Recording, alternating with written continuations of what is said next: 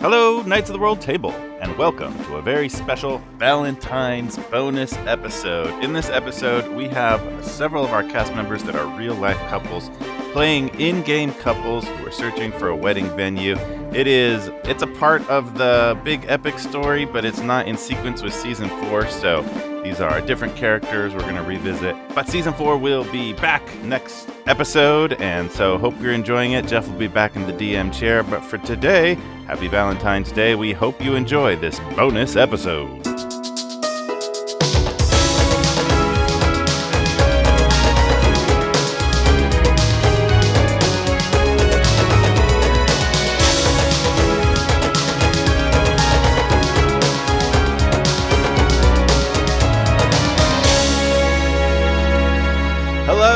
Knights of the Roll Table, and we are here for a Valentine's spectacular. I'm sitting here on my screen here. I have 3 times 2 people because we have 3 real life married couples that you Zach, already know. You know that's 6, right? That's yes. How math works. No, I figured the viewers at home could, do that math. But thank you for helping out the slow ones. Yes, so we have 3 couples for a total of 6 humans, plus me. That's 7. To record today, these are real-life married couples that you know some of them as cast members, and some of them you will meet, but they are also playing characters in this Valentine special. So let's introduce ourselves a little bit. Starting off, we got to talk to Emily and Jeff Frank, who you know as Remara and Massimo from Season 2. How are you two doing? Hello, we're doing great. Doing real good. So tell us all, I know, but tell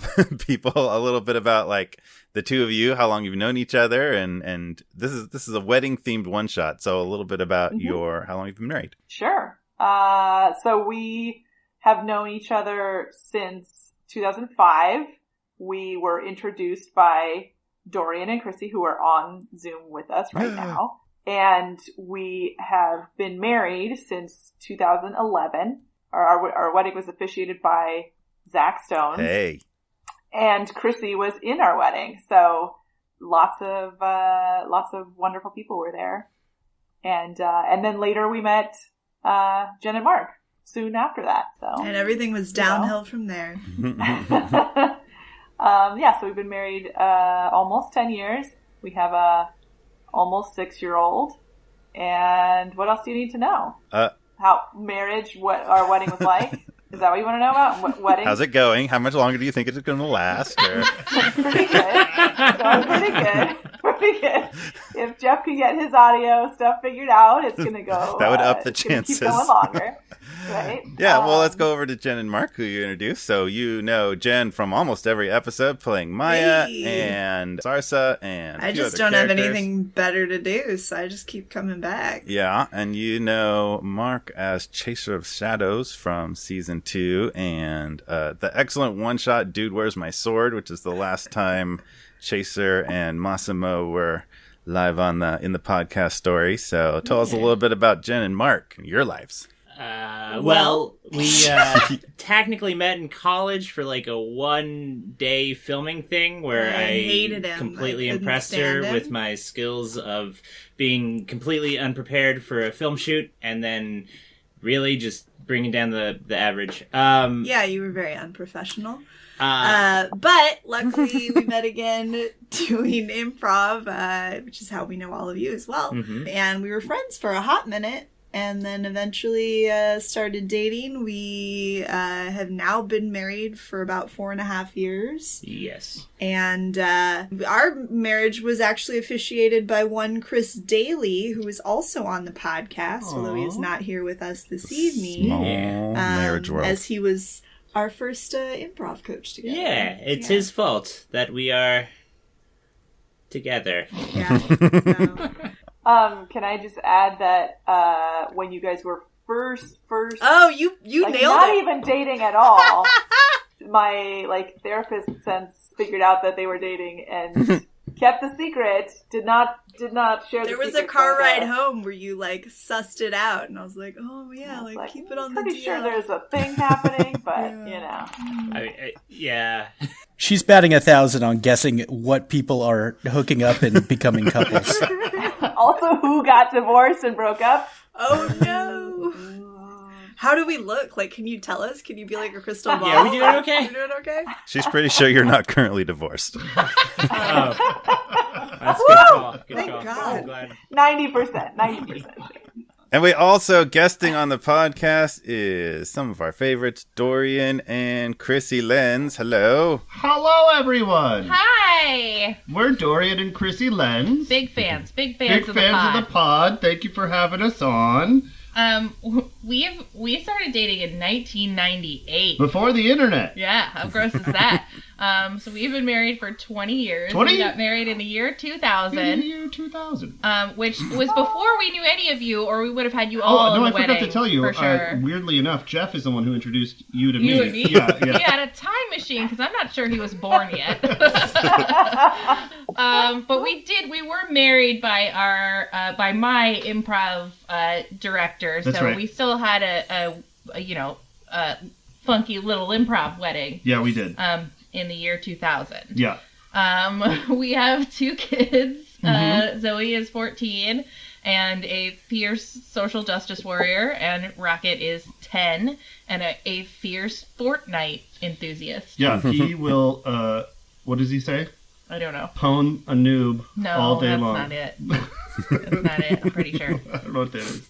But we're just excited to be here. Yeah. The Lenz family are definitely have been big encouragement from the beginning because they listened to the podcast as a family and gave us lots of good feedback and perspective early on from the beginning. So their enthusiasm definitely encouraged us. And Dorian and Krissy used to teach many of us improv, and then moved out to Arizona and are currently directing the Neighborhood Comedy Theater, right? That's right. Yeah. The NCT is the Neighborhood Comedy Theater. Yeah, since about 2008. That's when we officially opened it, yeah. Yeah. So if you're in the Phoenix area and it's not a pandemic, actually, you're looking at doing outside shows soon, right? Yes, that's right. We're going to do improv in a vacant lot. So glamour and sophistication abound. Improv has been done in many much worse places, I'm Definitely. sure. So. Mm-hmm. Mm-hmm. So yeah, anybody in the Phoenix area, go check out NCT. So let's round back and hear a little bit about the characters everybody's going to be playing today. So first of all, what are Remara and Massimo up to? So our timeline of when this little adventure takes place is going to be after The Dude Wears My Sword, excellent one-shot that Jen DM'd with Massimo and Chaser and Jarek. And somewhere between that and before the calamity of the end of season 3, so the world's still doing okay. And what are Remara and Massimo up to around that time? So we've been doing a lot of adventuring and, What's your relationship status currently? We are dating and engaged. We dated for a while. Here's a good question. For what period of time before you were officially dating would real life Emily have had a sense that there was a thing going on? For a long time. Way back. Really kind of from way back when. And then the end of season 2, there was a kiss that kind of brought it into reality.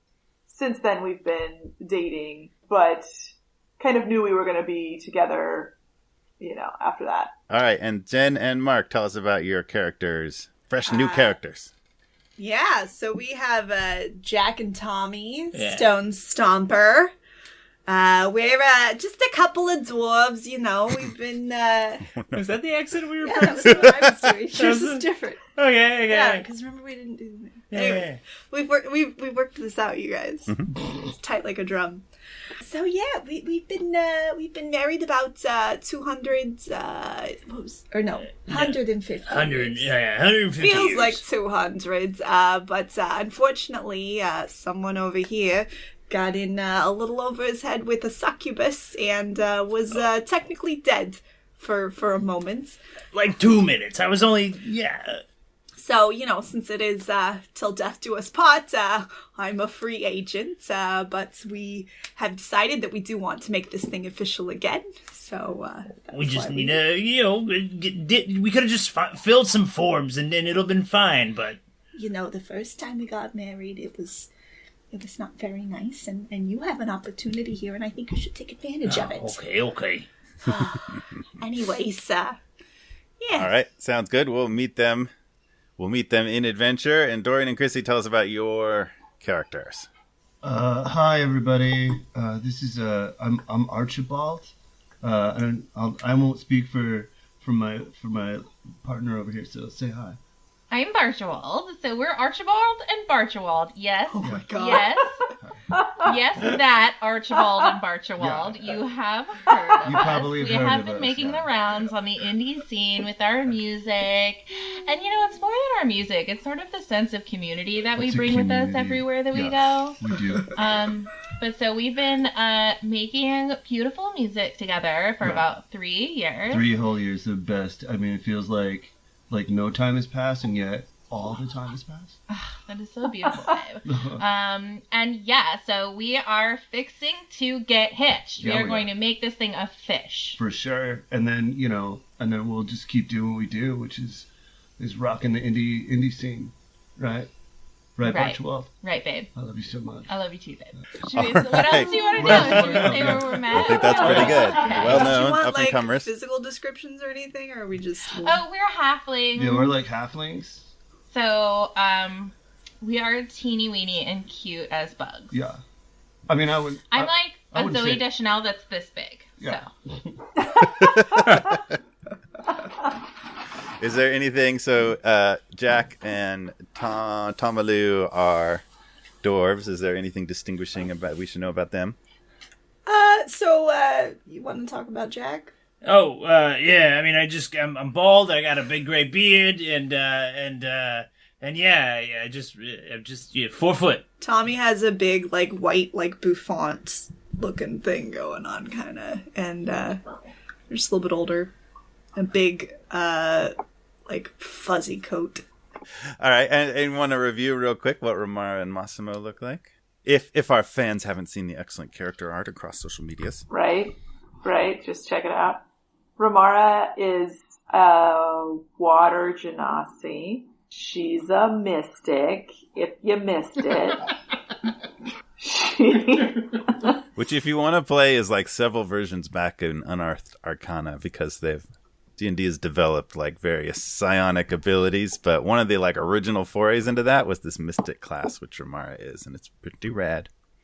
Possibly kind of overpowered. Maybe that's why they didn't make it official. But Emily has a lot of fun with it. No take backs. Yeah, she's normal human size, but she's got blue greenish skin and long dark hair and piercing eyes. And Am I remembering she had Massimo. kind of an aquatic, her hair kind of behaves a little bit like it's underwater even when it's not? Yeah, it floats. Yeah, Nice. it floats. Massimo? And Massimo, of course, is the Goliath. So he's very tall, he's very ripped, he's very handsome, and he's super jacked. In an artificial way, he doesn't look like he's ripped from, work, but working out. He's definitely doing the protein powder, making himself look hot. He's got a 46 pack. Yeah. Ew. He's differentiated all of the 46 different muscles of the abdomen. Yeah.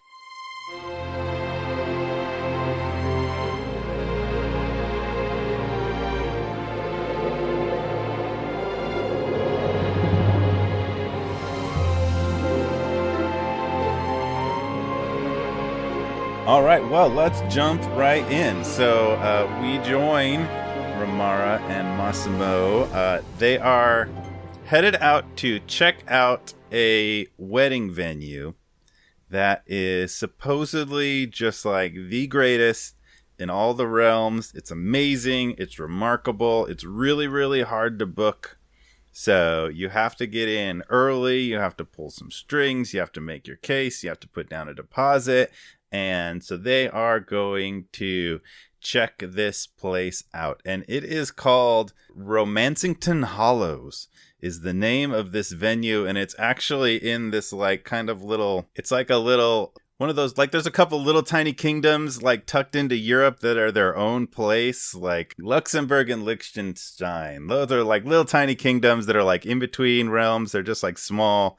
It's one of those places. It's not attached to any realm. It's in between a couple of them. So the actual like little bubble, tiny bubble of a realm is called Romancington Hollows, and the venue is Romancington Hollows. So you are walking, making your way in, and at first you're in this kind of a dark, creepy, very dense forest. It's very green, a little bit overgrown, kind of foggy, misty. But then you kind of like get to a point where like it's not like a very clear point, but over a couple of minutes, all of a sudden you look around and it's like a total different quality forest. It's like there's sun flowing down through the trees in beautiful beams, and there's birds chirping and singing like almost in harmony. It's very suddenly like fairy tale kind of forest. There's like flowers and the path is very clear, but there's, and like the quality of animals around are just like all cute and kind of like present. They're not like running away from you, but you like see a squirrel and it like almost like waves down at you, and just like it's very cute and wonderful and lovely all of a sudden. And you kind of like, you feel yourself getting a little bit like happier and upbeat as you walk. Are we all traveling together? No, this is just Remara and Massimo going out to Romancington Hollows.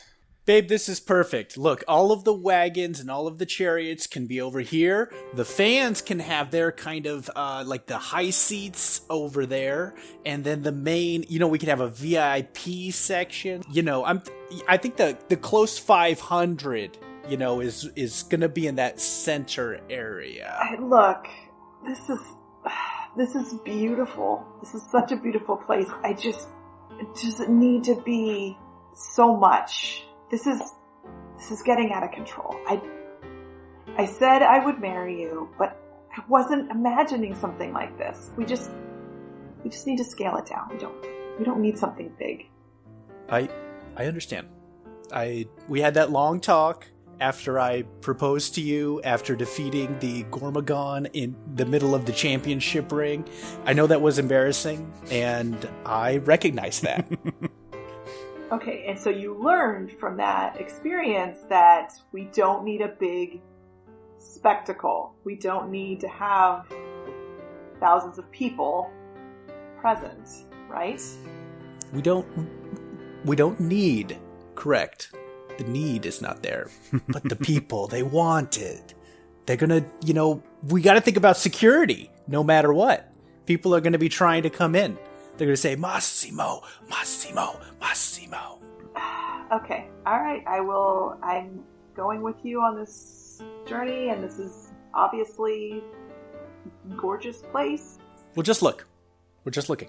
Okay. Just looking. And there's probably other venues around that are very intimate and small that we could check out after this one. Yeah, we'll see. So as you're talking, the path opens up into a big clearing of what is clearly Romancington Hollows, and it's a big estate. There's some structures. It's almost like a fairground, sort of. Like you can see a stable off to the side. It looks like there's maybe a big lake or something, but like right in front of you, past sort of like a big open field clearing where you could park wagons or you could have sort of outdoor events. There's a big sort of like tent-like structure. It's almost like a circus tent, like giant thing, but it's not circusy. It's just much more wedding tents, much more like fancy tent, nice quality fabric and everything. And so you check that out and start to head across the field to the opening of that structure, so you don't really see anything else out there. So you get to the entrance, and there's like a curtain. It's like a closed curtain, and when you get up to it,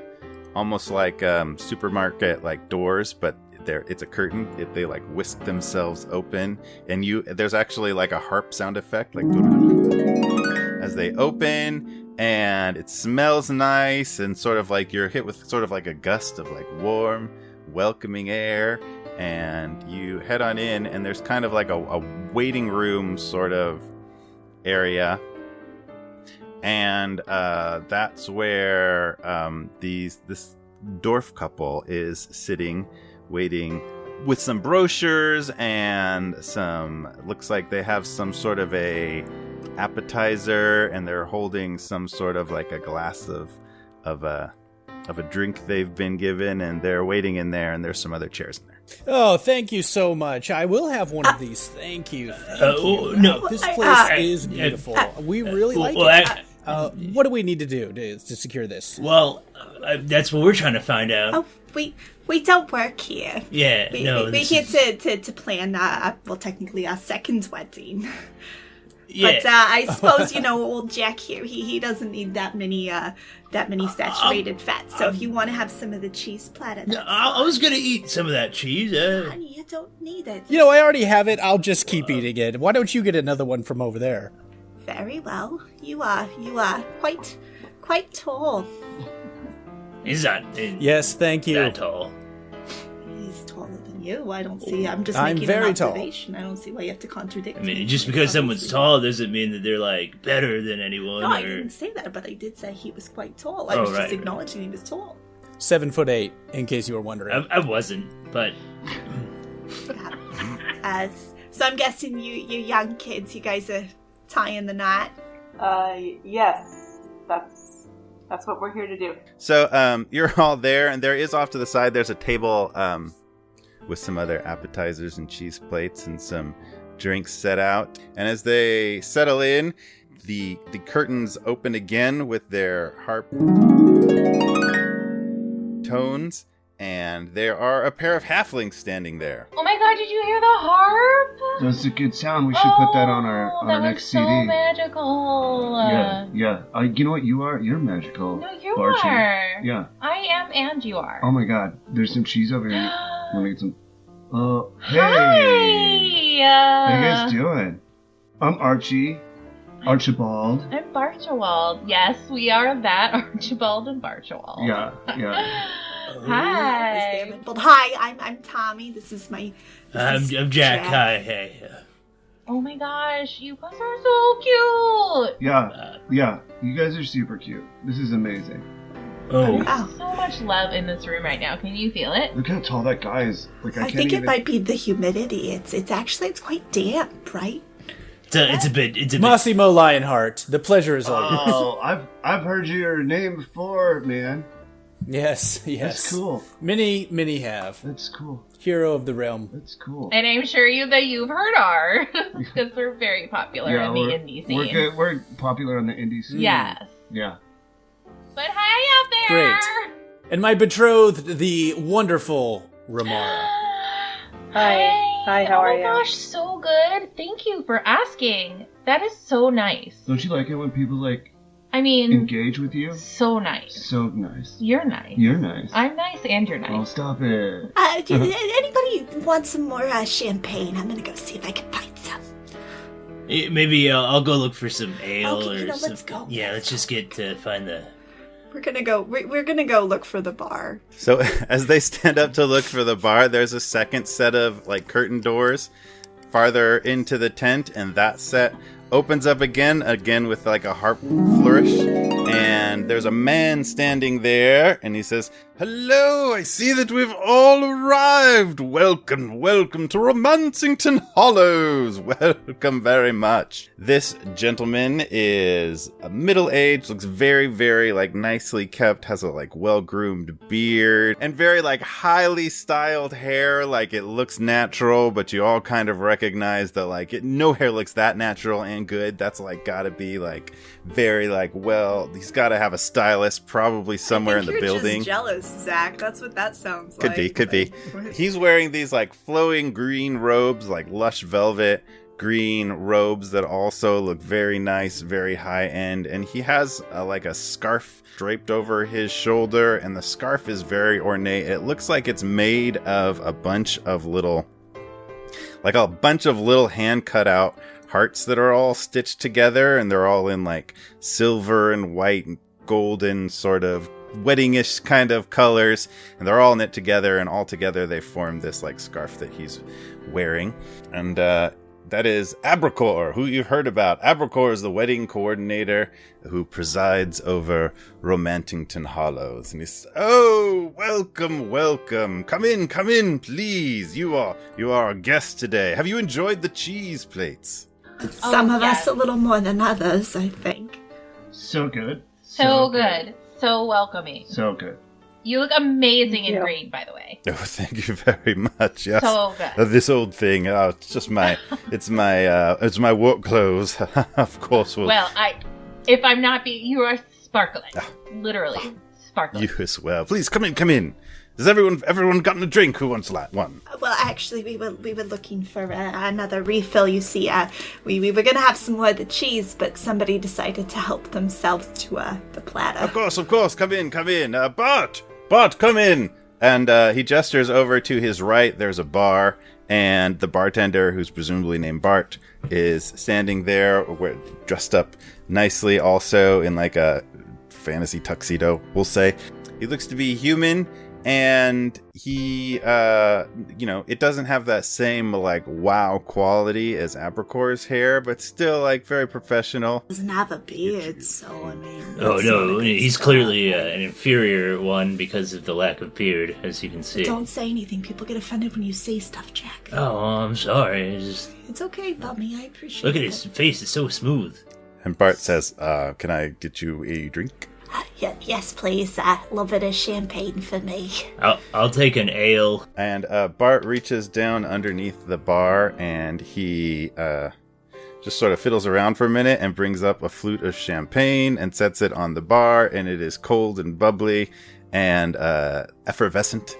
And also he brings up a mug of ale, which is also cold and has a nice froth on it and tastes just like you wanted. Seems very high-end. A high-end Dwarven ale. Oh, this is pretty good. It's all right. I mean, this could be the one. I feel really good about if we got to do it, we might as well do it here. And Well, do you not want to do it? Is that no, what you're telling me right now? we You were talked the one about that was it. like, it's not official if we don't do it again. It's a part of our culture, and it's just we'll in do it. Orcish culture, they don't care if you live or die. You be buried. Don't bring up the orcs, just for my sake. We're already doing this. All right. Would anyone else like a drink? Do you want something, hon? I'll have something if you're having something. Well, I'll have something if you're having something. Oh my god. Do you have any, like, sparkling water? I love water that sparkles. Yeah, sparkling water. Also, let's never argue. Okay. Never argue. Never. Never gonna happen to us. Sparkling water. Yeah, 2 sparkling waters, please, and thank you.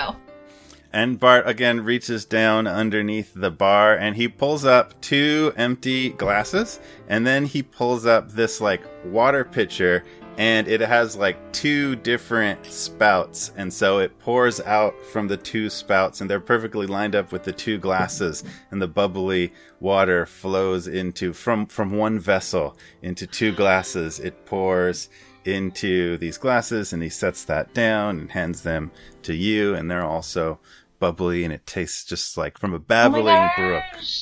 Oh, this is the best sparkling water I've ever had in my whole entire life. You know what I love? I love it when you're happy. I love it when you're happy that I'm happy. I know. And you know what I love? This What? is like this cup and then the water and the way that it poured is like the opposite of like you and me, because we're like Right. 2 vessels. Yeah. But then we're gonna become 1. Oh, wait, hold on. I'm gonna write that down. You should. That's yeah. You know what I love? What? Not loving everything. Yeah, no, I dislike a good many things, and sometimes that feels good. Aw, it is so good to know yourself. Yeah, I mean, yeah. applause. Yeah. I hope someday I get to know myself as well Me as too. you seem to know yourself. What if I don't like things? Yeah. But come on, really? You think you don't like things? I don't know. All right. You know what's cool? It's crazy that you don't know. I know, What right? if someday you know? None of us knows. No, we don't. Right? But I know I love you. I know, love you. Okay. This bubbly is so good. So good! Yeah, can I have some water? And Bart pulls out water for you. Thank you. It's just a glass of water, regular water, just like you asked for. Hands that to you. And how about you, big guy? I will have a barrel of the finest Nordic mead that you have. You want a whole barrel? Like a Yep. like a pony barrel, or like a full-size barrel, like a keg barrel, or If you have a 5-gallon, that's fine. I can look. Hang on. He actually goes down, kind of looks under the bar a little bit, and pulls out a 5-gallon barrel, but it's empty, and he puts that on the bar, and then he pulls out a big pitcher of Nordic mead, and he pours it in there, and then he goes down, puts that underneath, and then he pulls out another pitcher, and he does that 5 times until it fills up the barrel. Yeah, keep it coming, keep it coming. Here you go. He just holds it with one regular hand. Glug, glug, glug, glug, glug, glug, glug, like a cartoon character.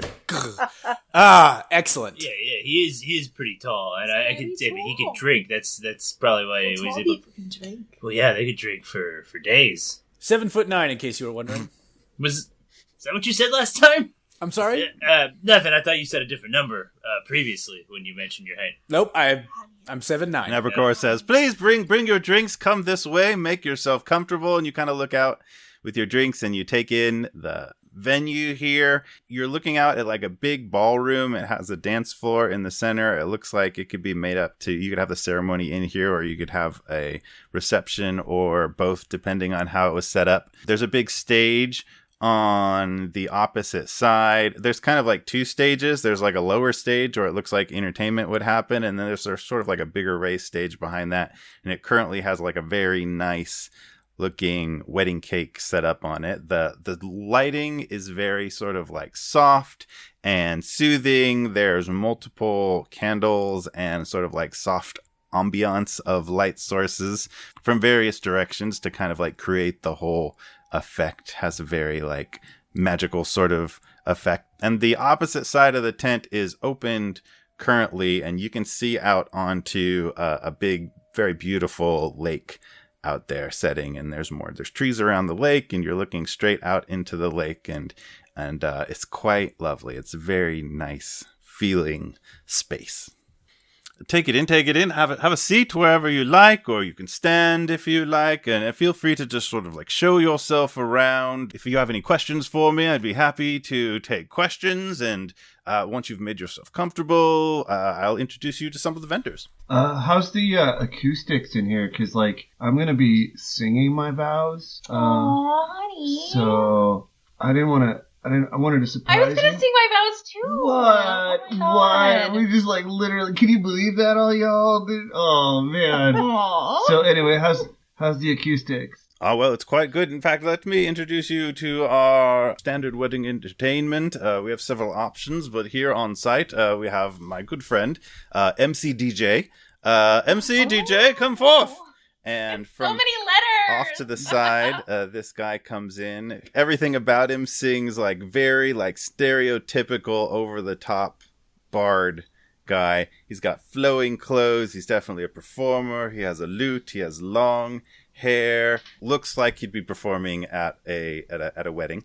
And he says, "Oh, welcome. I am MC DJ, and it would be my honor to perform for you if you would have me, and I would if you have any requests, I would be happy to incorporate them into a stylized, personalized ceremony." Is he included in the package price? to you. My bummy here wants to know if Is two add things. on, or is it included? Is it included? And do you know dwarf music? Those are my two most important questions. Well, some orcish music. We can do some- No, that's not. It's not real music. Avacor says, we can discuss price as we get more to it. Many of we our have some services, questions. we have several versions of different venues, different options, from the plain standard level to the grandest and the most beautiful and most appropriate love-filled levels. And all can be negotiated, all can be arranged a la carte. Negotiated is good.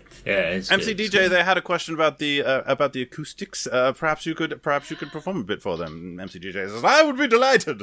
And he walks up to the stage. As he steps onto the stage, the lighting changes. It like shifts immediately into like the stage is lit and everything else is dimmed a little bit. And actually, you kind of Archibald and Barchibald probably specifically actually like notice the acoustics changes too. It seems like along with the lighting, that like automatic spell or shift or whatever that goes along with that somehow like shifts the acoustics to be particularly good. Zach, how far away is the lake? The lake from the other end of the tent room that you're in, it's probably like 100 feet back is like the end of the lake. Okay. You could have another like event back there. There's some room for people to like stroll or be around. Okay. Romara's gonna just sort of tiptoe. Just sort of slowly head towards the lake. All right. So as the lights go down and MC DJ takes the stage, she kind of takes that opportunity to kind of like drift that way. And MC DJ performs a song with his lute, and it's basically along the lines of like, and I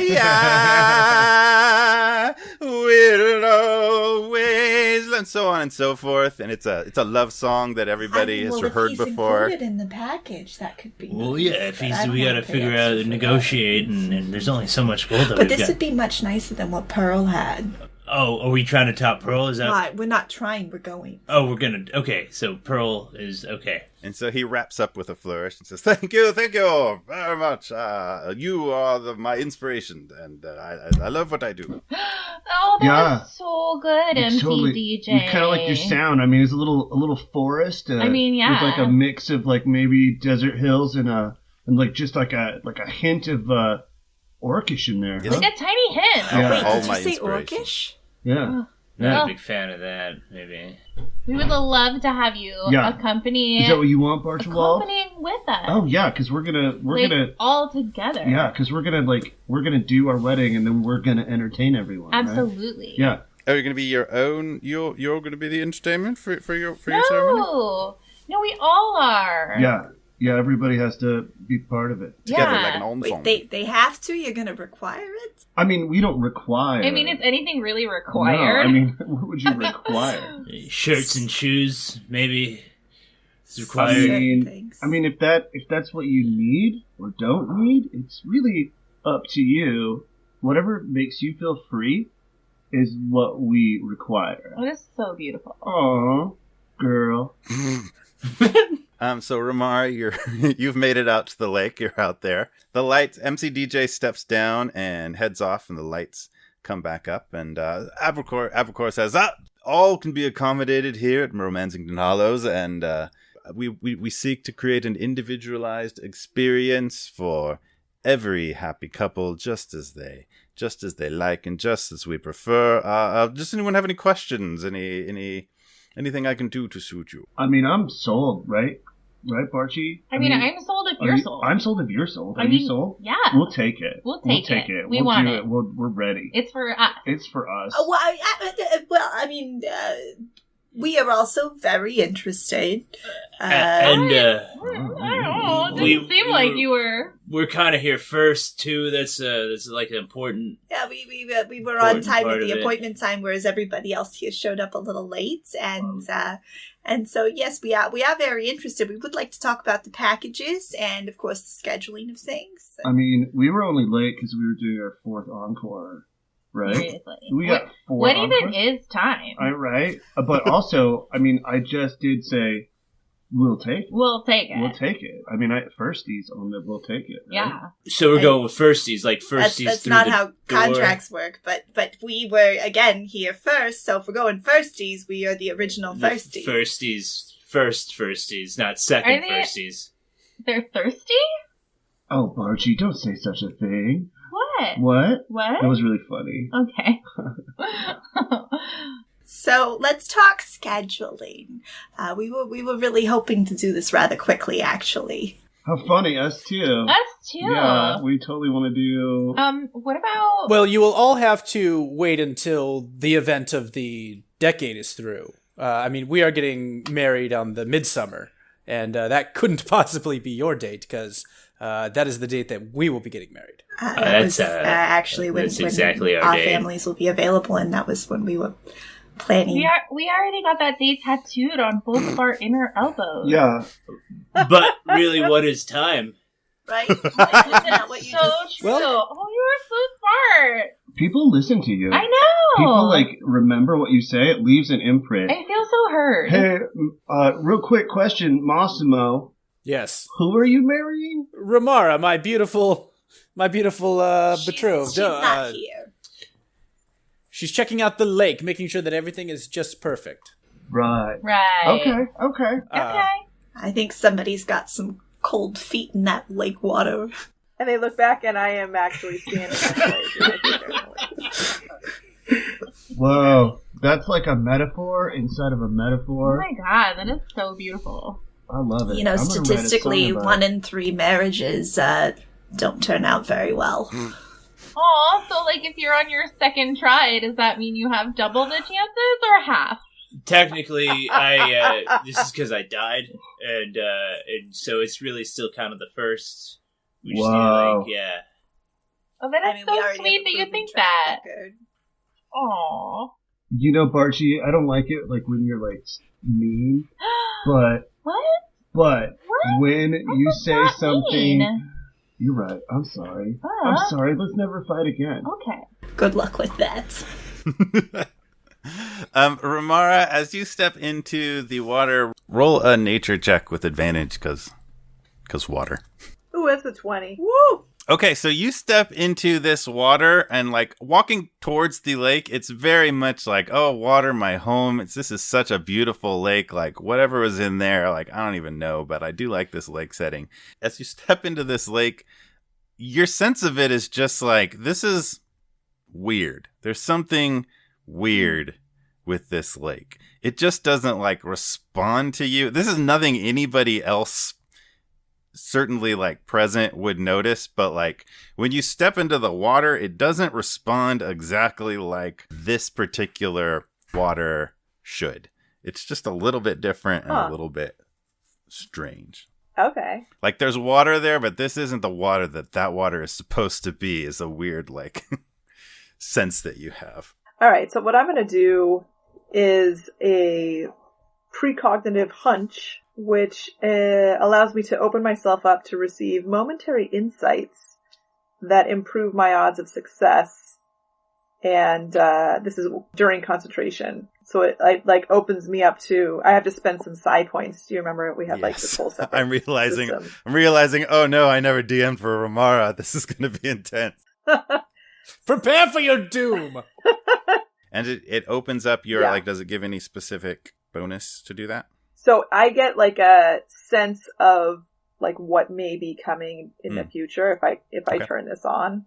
And then also whenever I make an attack roll, a saving throw or an ability check, I can roll a d4 and add that to the total. Okay. And that's just one of your settings. That's just what you are doing unless you switch to something else, right? That's how it works? Right, exactly. Cool. And then I also have the ability to speak telepathically. So I'm gonna just sort of gently say to Massimo in his head, hey, do you want to come out here and see the lake? If there's something about it that's off.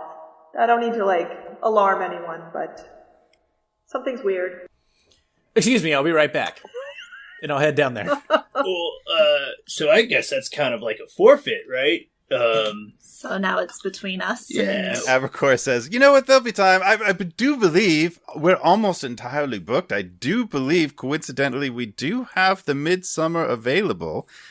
This seems like a bit of a negotiation here coming up, but let's not think of that right now. In fact, while they're going outside anyway, let's all go back that way, and I'll show you our options for the grand arrival. And the stables are just out there to the left. If we can all head out towards the lake and to the left here, and he sort of leads you out that direction. I love going to the left. I love lefts, and you know what? It's I like such the a nice water. direction. I kind of want to put my feet in that water. What do you think? No, we're You're right. watching You're our right. thing. I'm so sorry I got distracted. I won't let it happen We're again. going to the left. Okay. Massimo comes up to where Remara is, and he draws his sword and says, "What's going on? Just relax. Just relax. It just A hydra? Just A leviathan?" Just reach down and touch the water. There's something about it. He puts his sword away and touches the water. You can go ahead and roll a nature check for that. Can we get a little bit more champagne and ale? We seem to have emptied our glasses. Of course, Bart! Champagne! And Bart comes along. 13. Refills. So, Massimo, yeah, it's water. You know that, like, Remara knows all about water, but, you don't really, like, you always kind of, like, humor her, like... Yeah. Yep, it's water. Mm-hmm. This does seem dangerous. What are you thinking? What is... It's just not... It's hard to explain. You know what? Maybe this isn't the right place for us. Maybe we need to, find another place that's like smaller, or... I mean, the water's beautiful. There's a lot of lakes around. We could go up into the mountains. Let's just go. I feel like this is the place. I mean, the water, it's clearly drawn you to it. Maybe that's what you're feeling. That it feels right. And that feels wrong. It feels wrong for it to feel right. No, it's drawn me to it, but not in a good way. And there's something off here. Like, something happened here. Well, maybe we could use that to negotiate a better deal. And Abercor comes up to the two of you at that point, like, Massimo Lionheart and the future Lady Lionheart, I presume. Please come this way. I think I have something that will especially delight one with a name such as yours. The name. I think not, Abercor. Oh. What has happened in this lake? You must tell me immediately. Well, we stock it with fish, and in really? Winter, fish? Yes. Demon fish? No, regular fish, I believe. Sentient fish that you're keeping here under slavery? Typically just trout, rainbow trout, and there's catfish, I believe, up on the bottom. But I think those are natural. Now listen, my lovely fiancée here, Remara, Lady of the Lake, Princess of the Water, mind melter of evil foes, has detected something. So you need to tell me exactly what's going on here. I'm not sure. I can have our lake tender have a look and make sure everything is in order. We would certainly want to... Oh, a lake tender? Yes. Oh, that's a normal thing. Well, we have a lake. Not suspicious at all to have a lake tenderer. We have a lake, and we have to make it, make sure it's presentable all year for all the ceremonies, and we don't want... Bring him to me! All right. Federico! Lake tender! And from behind the stables, which are it's where he was sending Archie and Barchie and Jack and Tom. This gentleman, it's a dwarf who's presumably named Federico the Lake Tender, comes out and says, "Yeah, boss, how are you doing?" And Abercor says, "Check the lake, Federico. This is unacceptable. This lake is incorrect. Lady Remara Lionheart, future Lionheart, Lady of the Lake, says this lake is not adequate for her needs. And if you cannot resolve that immediately, Federico, I'm sorry, you're through. Through, do you tell me? This is a legend of the realms, Remara and Massimo, and I simply cannot tend a lake that is not to her standards. Of all people, Remara should be able to establish whether a lake is of appropriate quality to reside in Romancington Hollows. Do not you think, Federico?" And Federico says, I did my best. I take care of it every morning. We check the pH balance, and we make sure. I just put the rainbow trout in. They're doing really well. Federico, I'll check again. I'm very sorry. I'm very sorry, Lady Remara. I'm very sorry, Massimo. And I'll get right to that. It'll be ship shape, and what if you want ships in it, we could do that, and it'll be good. It'll be good there. Sorry. And Federico scurries off to get some lake equipment. Well, that's the type of go-getterness I like to see. Abercor will take it.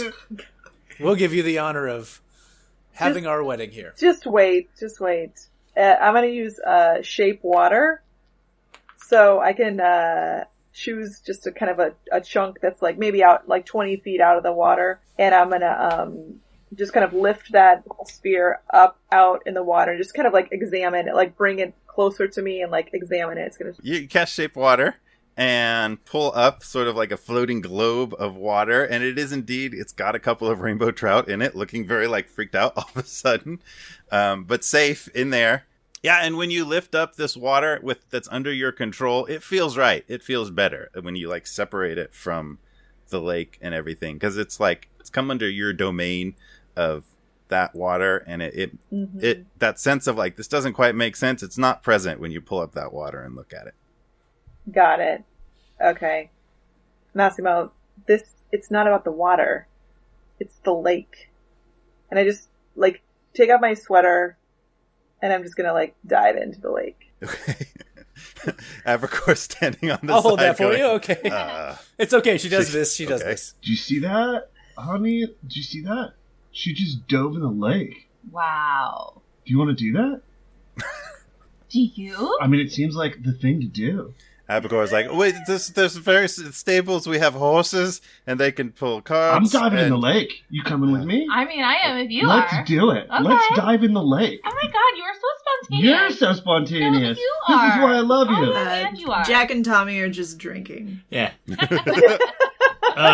Abercor, we're gonna stay on We're dry reading the land. books, so whenever we can go over the packages, we'll just hang out. wanna We talk. won't disturb the fish. But just keep them Your coming. expensive fish. Okay. Archibald Abercor dives says, in the I lake. appreciate that. All right. So there's 3 people in the lake currently. Remara, go ahead and roll another nature check with advantage. Okay. Yeah, I'm down in the silt. 17.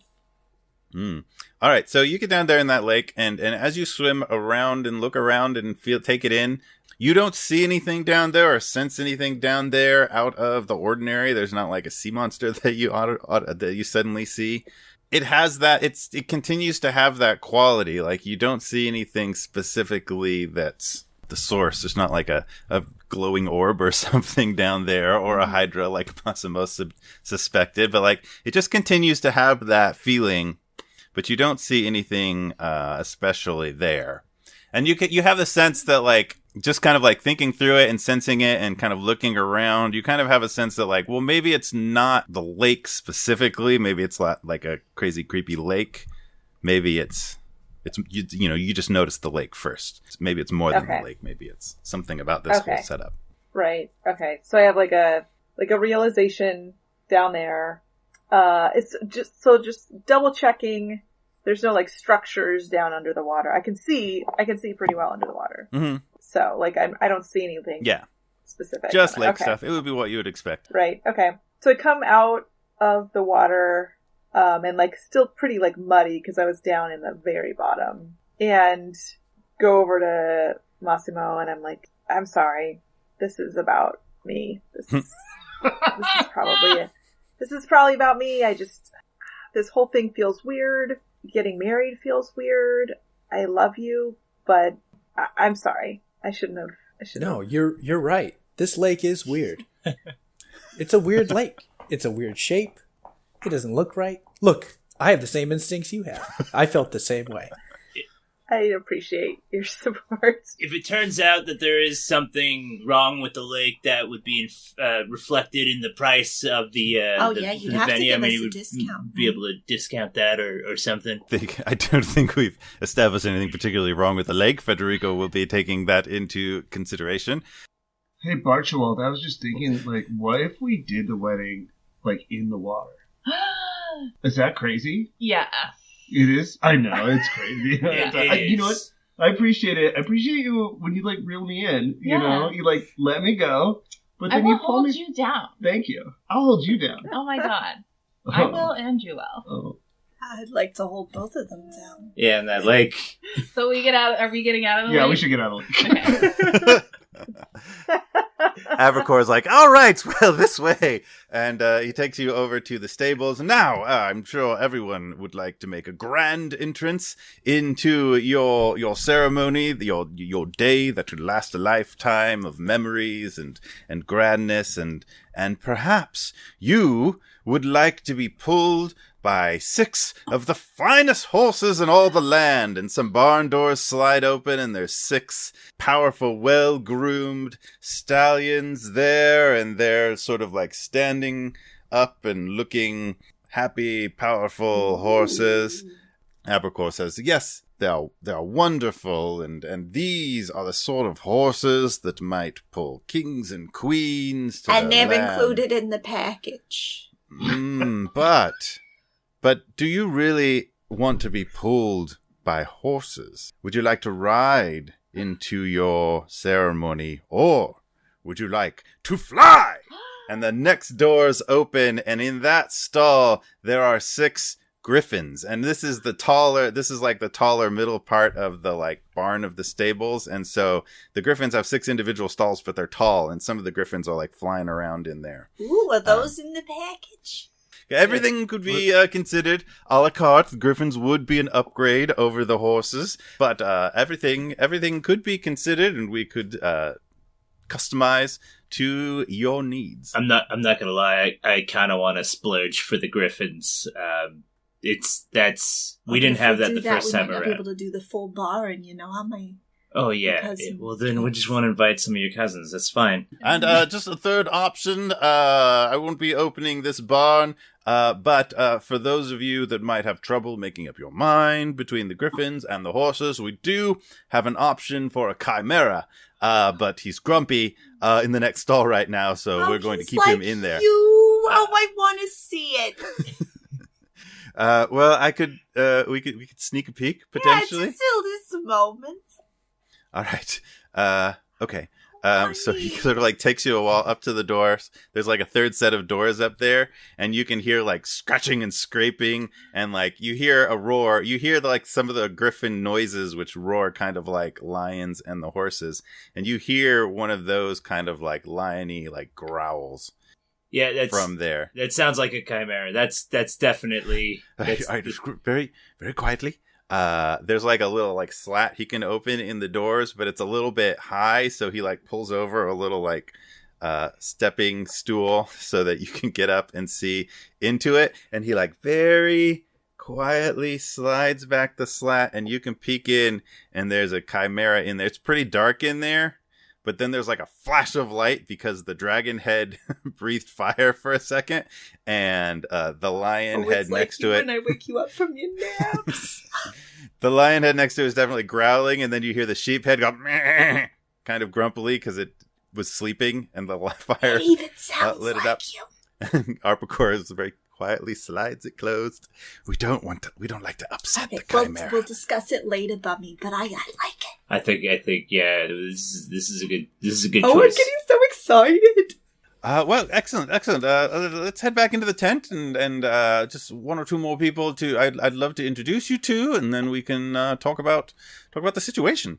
And so he leads you all back inside, and he says, "Of course, each of you are from different cultures, and we want to respect the wedding ceremony that fits you personally, and that both respects the traditions of your family. But should you need an officiant for the ceremony, we can provide that. Just in case you have any questions, I'd like to introduce you to our in-house officiant, Archbishop Deacon. Archbishop Deacon, could you come out here?" And this very old-looking gnome kind of walks out with he has like a staff. He's like very much in like a almost Pope level like raiment of religious symbols, and he has like a bunch of symbols on his white robe, and he has a very large hat, like especially because he's a gnome, it's like at least half as big as he is. The hat sticks up high, and he's walking with a staff that has a big jewel on the end of it. "Oh, welcome. Oh, look at the two of you, such a happy couple. The gods tell me that your marriage will last so long." And he's actually looking at Archie and Jack, So gesturing cool. to the two of you. Oh, whoa. And Abercor is like, "Psst, no, those two. And, oh yes, the two of you also shall be romance for the ages, and also you as well have a bit of an aura. The two of you are very," gesturing to Jack and Tom, "you have quite an aura of familiarity, more than many of the couples I see here." Oh, we've actually been married to each other, but this guy, I died. He died. I came back. Yeah. Clearly. So It's a little bit of a whoopsies. Brother, I know how that feels. Oh, you died before. Yeah. Well, technically, I had a sort of amnesia situation it's not the same where thing. I became an alternate personality. Oh, well, it kind of was. It kind of was. But not really. Archie, I'm feeling a little insecure. I've never died or had amnesia. Am I good enough for you? You don't have to die in order for me to love you. Thank you. Thank you. Well, for whatever ceremonies you need, marriage, resurrections, or all of your religious needs, Archbishop Deacon would be happy to accommodate. That's everyone here we have on site. If you have any other questions about the venues or personalized preferences. We'll take it. Yeah, we already said that. Like we'll at the take beginning. it. And we will take it. Also, we're taking. We called dibs. Yeah. Oh no, we did that first though. But oh, it you're did. so cute. We I want to do like that. I'm sorry, first, sweetheart, but age before beauty. All right, but you guys already got to have a wedding, and so it really seems like kind of selfish to want to have another one. Grim Blatz in the backyard. It was not exactly an auspicious occasion. Okay, I'm kind of getting upset that they're making you upset. I am March, upset. well, I am upset. Let's just calm down. Abracor, can I talk to you privately? Of course. Wait, hold on. There can't be no private conversations. Yeah, I want to talk to him privately too. Yeah. I feel like there's a little bit of a bias right now. Okay, just because somebody's famous doesn't mean that they should get what they want all the time. Also, right? we're super famous on the indie scene. We're on the indie circuit. We're on the indie circuit. By being on the indie circuit for independent, that means by proxy you are, by definition, not famous. That was really... They have a point there. Wow. I'm just saying, I would hate for it to get out that this beautiful establishment is actually biased against the elderly. Oh my god, Archie.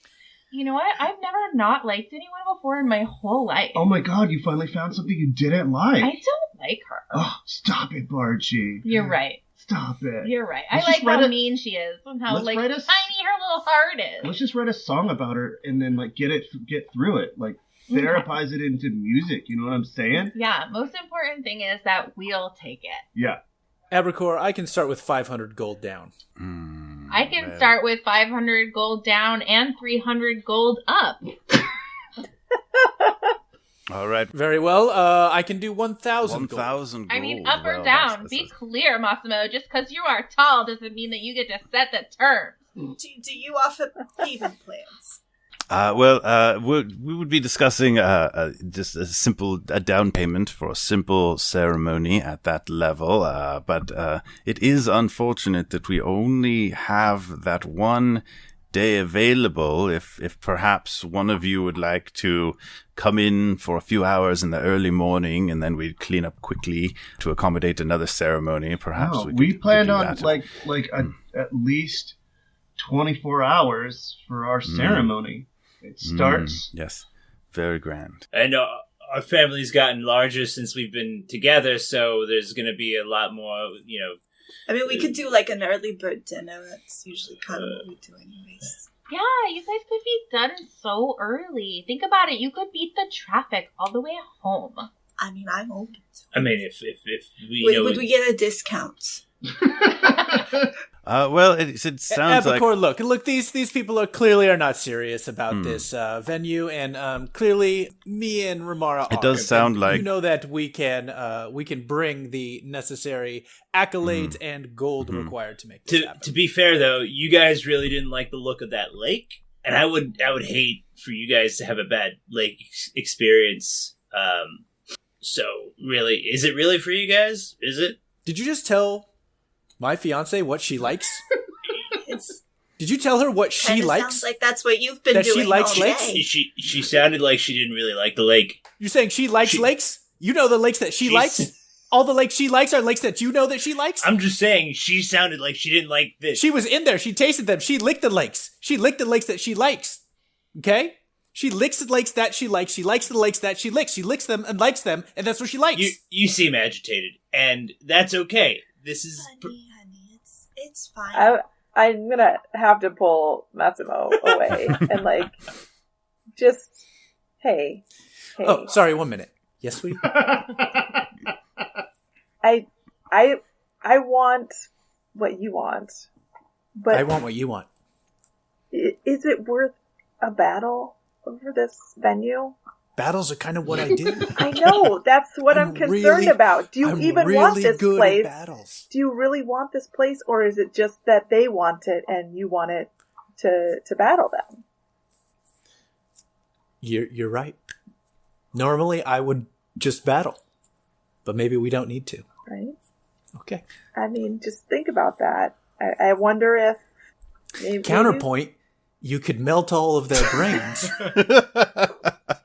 So Abergor says like, oh, no, I know this is this is an awkward situation, but I think we can come to an amicable solution, I'm sure. And so simply listening to the magnitude of the ceremonies that each of you deserve, I'm afraid the notion of splitting up the day is just not feasible. Clearly there can be only one couple here, and we may need to just speak directly of who would be able to most honor the occasion and honor the venue with a monetary down payment. So now to secure the venue and the basic price of transportation, entertainment, lighting, lake tending, and drinks would require a down payment of 15,000 gold, the minimum, of course, and then we would discuss from there.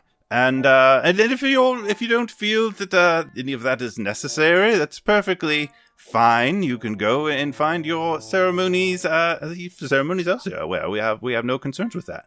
No problem. Do you take platinum? Everybody who had any kind of a drink, make a wisdom saving throw. Oh no!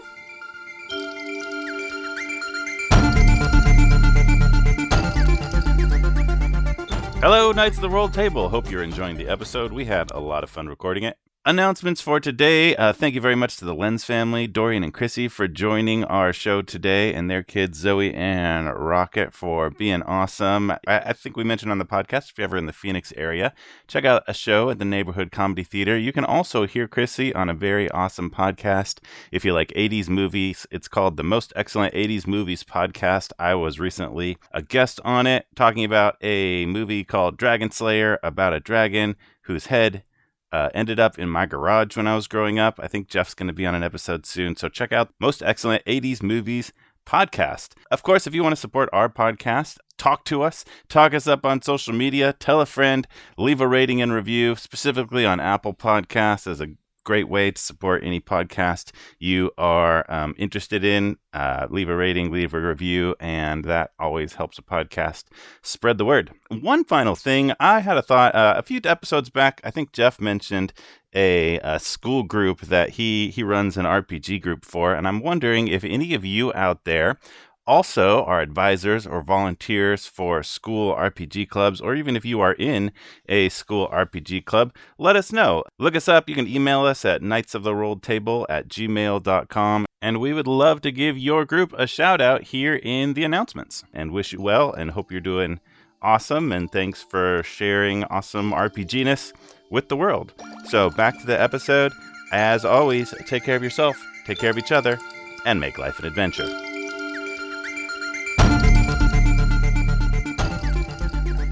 Any kind of drink or even water? I'm gonna say actually, yeah, you can take a pass from the water because you probably would have noticed something weird with it. So the flat water, not the sparkling water. Yeah, Tomi is a 5 and Jack is a 21. Ooh, all right. Archie and Barchie? Massimo's 7. I rolled Archibald rolled a 17. Barchie is a 14. So Remara, this doesn't affect you, and Jack, it doesn't affect you either, but Archibald, Barchibald, Tomalu, and Massimo, you are just like suddenly overcome with just a sense of like panic and just inadequacy, and picturing yourself on your special day with everybody looking at you and just seeing like the spotlights on you. It's supposed to be your good day, and everybody's going to be noticing your hair is not what it needs to be, and they're going to be looking at your body and just like every piece of your like physical build that doesn't correspond with like the perfection of your particular culture. You immediately like hyper focus on that, and it's going to be terrible, and you're going to fail them, and there's really nothing that can be done about that other than just like try to pile as much resources into faking looking good. You gotta pay for the hair, you gotta pay for the looks, you gotta pay for the flowers. You're just overcome with like, we gotta try to make up for that. Oh my god. Oh my god, Barchibald. I mean, this we gotta get this. It's gotta be the thing we did. We said we would take it. We said we would take it. We'll take it. Look, we'll take whatever you have. We'll take all of it. All of it. Pearl is just gonna laugh at me again. No, Alright, it's gonna be like the first time. She's never gonna recognize us as a family. What's the of course, no. Pearl will outdo Pearl. Are you? What is? No, it's what? You would think after all this time. I mean, we'll take those griffins. All right, we'll take them. Maybe those griffins will show your father that I'm worth it. Yeah. What if the griffins ride the Chiron? Oh my god, that's a perfect idea. And then your mom will stop getting off my back about what I do for work. Stop talking about my mom. I'm so sorry. I'm so sorry. We can't even afford the horses. I'm a little everything kind of took a dive, right? I feel like I'm. Is this? Are you okay, Massimo? Are you all right?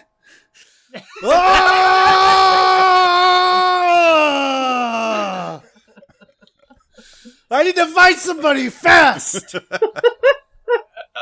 right. What's his name? Will you fight for me? Yeah, no, I will. Abercor, what is going on here? Give him I can see money, this is- Archie. Give him the money. I didn't bring it with me. I'll have to run home and get it. Is this that lake? Is this that damn lake of yours? I assure you it's not the lake. This can be a very overwhelming process. Maybe everybody should just sit down and just, we certainly accept credit. If you want to lay down collateral or gold, jewels, something can potentially be arranged. All I've got is my wedding ring, but here, take it. No, we're not. Put that back we'll on. just work for you. Thank you. We'll come work for you. We'll sing for it. We will give you our art, which is like priceless. It's worth more than any of that stuff. You can't even put a price on it because it just doesn't have one. Which is what I told my mom. That would be the concern. We don't really accept art in a non-physical form as payment, but we do take gold, which you might be able to make with your art and your indie scene credits. Do you have any mines that have gold in them? I could go and get it out for you. He's very good at mining. Yeah. I will conquer a kingdom. Anyway. I will conquer a power ballad. You've never heard a power ballad until you've heard Barchibald and Archibald. Power ballad. I mean, between the three of you, it does sound like Massimo and Remara have the most available lines of credit. So perhaps I could take your wedding rings and other items. I need you to stop. Oh, I'm going to need to do an exacting query on Albacore. describe. So I'm targeting him. I target one creature that I can communicate with via telepathy. I assume I can do that with you. Mm-hmm. So he has to make an intelligence saving throw. On a fail save, he has to truthfully answer one question that I ask him via telepathy. On successful save, he is unaffected. Intelligence. Uh-oh, he rolls a 20. Yeah, he beat it. Dang it. He just kind of looks at you and smiles. Yes? Did you have any questions or concerns? I'm starting to feel like this is something's up here, Massimo. We need to get out of this. It's very typical for brides to have cold feet in this situation. Massimo, how are you feeling? Do you feel like you're not going to be able to You just don't have what it takes to compete on this level, and perhaps a small, intimate venue would be more appropriate for Massimo Lionheart. Listen, this is going to work. There's got to be, the crowds are going to be there. The press is going to be there. They're going to be taking live portraits of people, painting portraits of all the stars coming. And so it's really important that we have a venue that can handle it. I'm just being realistic. This has got to be the place. We can install accommodations for all of that. We can do housing for an additional fee if you'd like. We can do stadium seating. It's appropriate. Perfect. It's good. We want angles, that. We want the stadium seating. Videographers. Yeah. Explain. It's an imagery of the wedding that you can view over and over again. In the future, you can share future generations. Like one of those the sieve thing from. Yes, it's like watching an illusion of your wedding. We want that. We'll take it. Yeah, and what my baby wants, she gets. And I'm gonna try and charm the guy. You're gonna use your charm person spell? I'm gonna use my charm person spell. All right. You attempt to charm a humanoid you can see within range. It must make a wisdom saving throw and does so with advantage if you or your companions are fighting, but we're not fighting. Yeah. All right, wisdom saving throw for Abracor, not great. Is a 6. So he's charmed by you, right?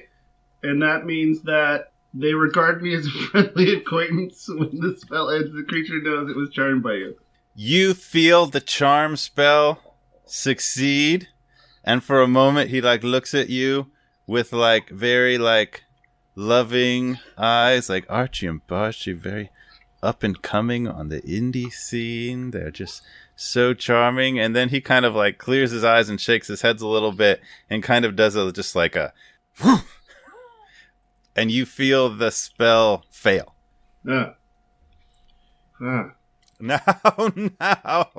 none of that. I'm afraid your charm magic just wouldn't be fair to the other couples with you trying to charm me. I understand these may be desperate circumstances for you. The fleeting flame of fame may be soon to fail if you don't seize on this moment to have a ceremony.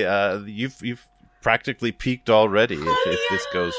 This goes poorly. Hey, give me a second here. Listen, we've been married before. This didn't happen the first time. I agree with the lake lady. There's something not right happening right now. Now look, you do. If you can't compete on this level, that's fine. You two can go, and I'll just talk to these more high status individuals able to. What are we competing function in higher circles. Watch you die. I don't want to go through that again.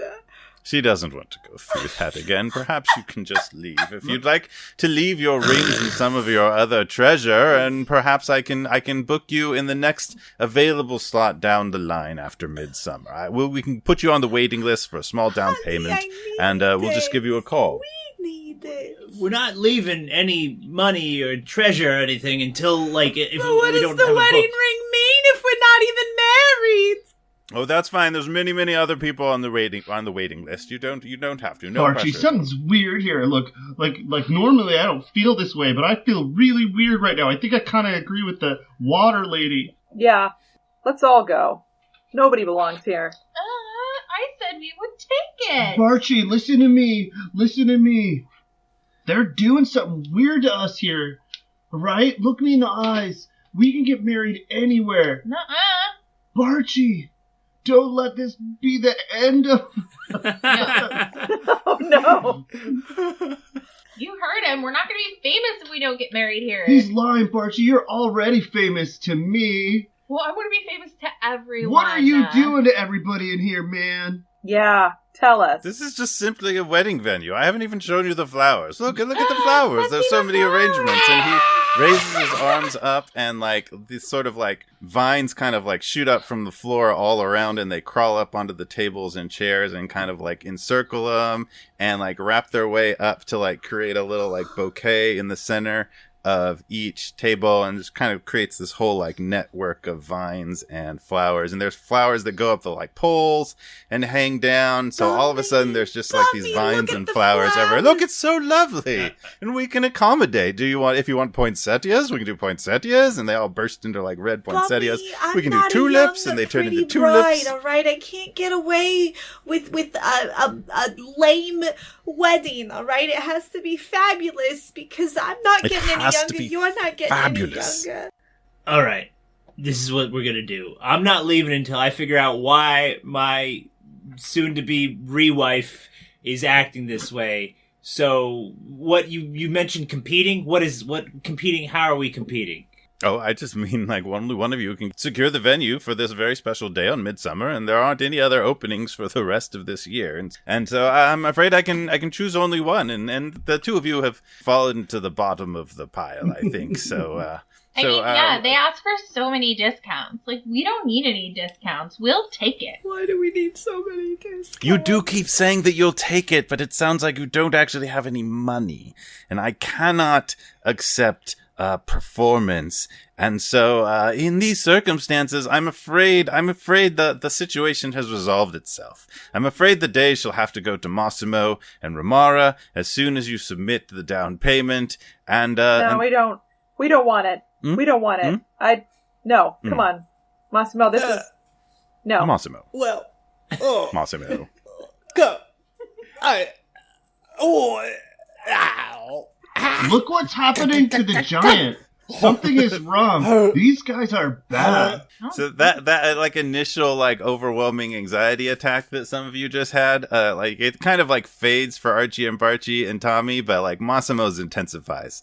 Like this has to happen or you will die. Just like this would be an absolute like if Massimo and Remara don't get married in this venue, it would be a travesty, and you wouldn't be famous anymore, and they'd take down your statues, and it would be just unacceptable.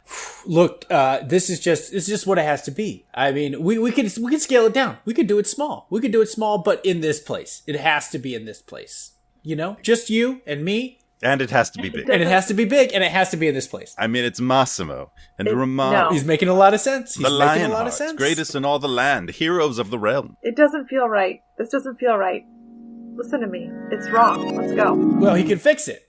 Can't you fix it? I can fix it. You don't need to go. And he like waves his arm, and the curtain flies closed, and the like the part of the tent that like opened out onto the lake also drops down, and so you're just enclosed in the tent.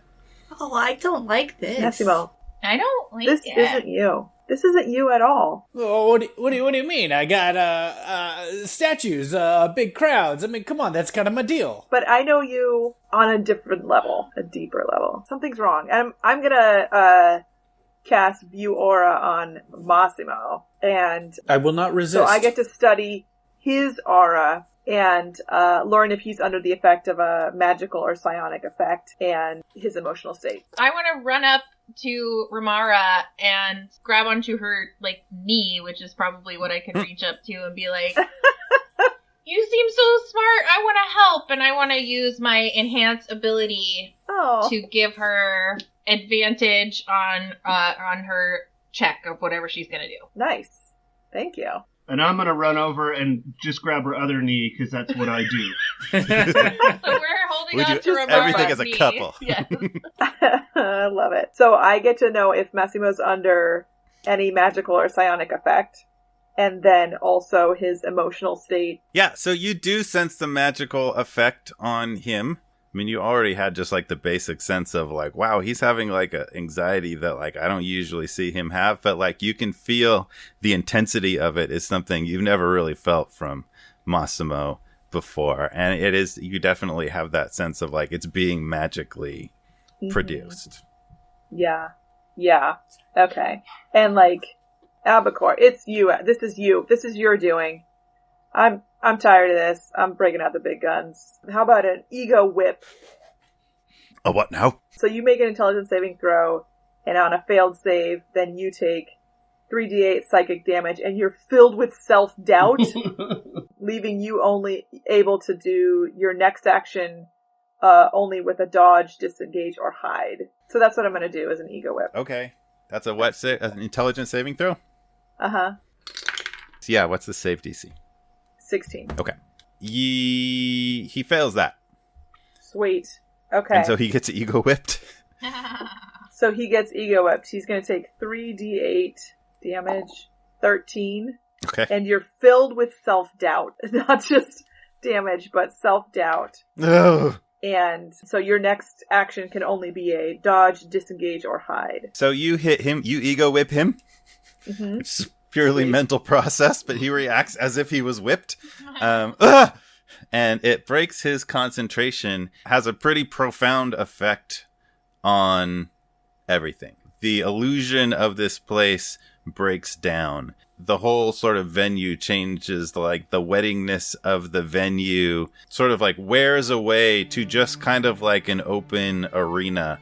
And these vines are still there all around. And the stage is still there. It doesn't look as pretty. And some of the lighting is still there. And the upper stage, the cake and stuff is still there. And there's still tables and chairs, but like all the prettiness goes away. And there's this kind of like greenish, noxious fog all around. And Abercor himself starts to change as you interrupt his concentration.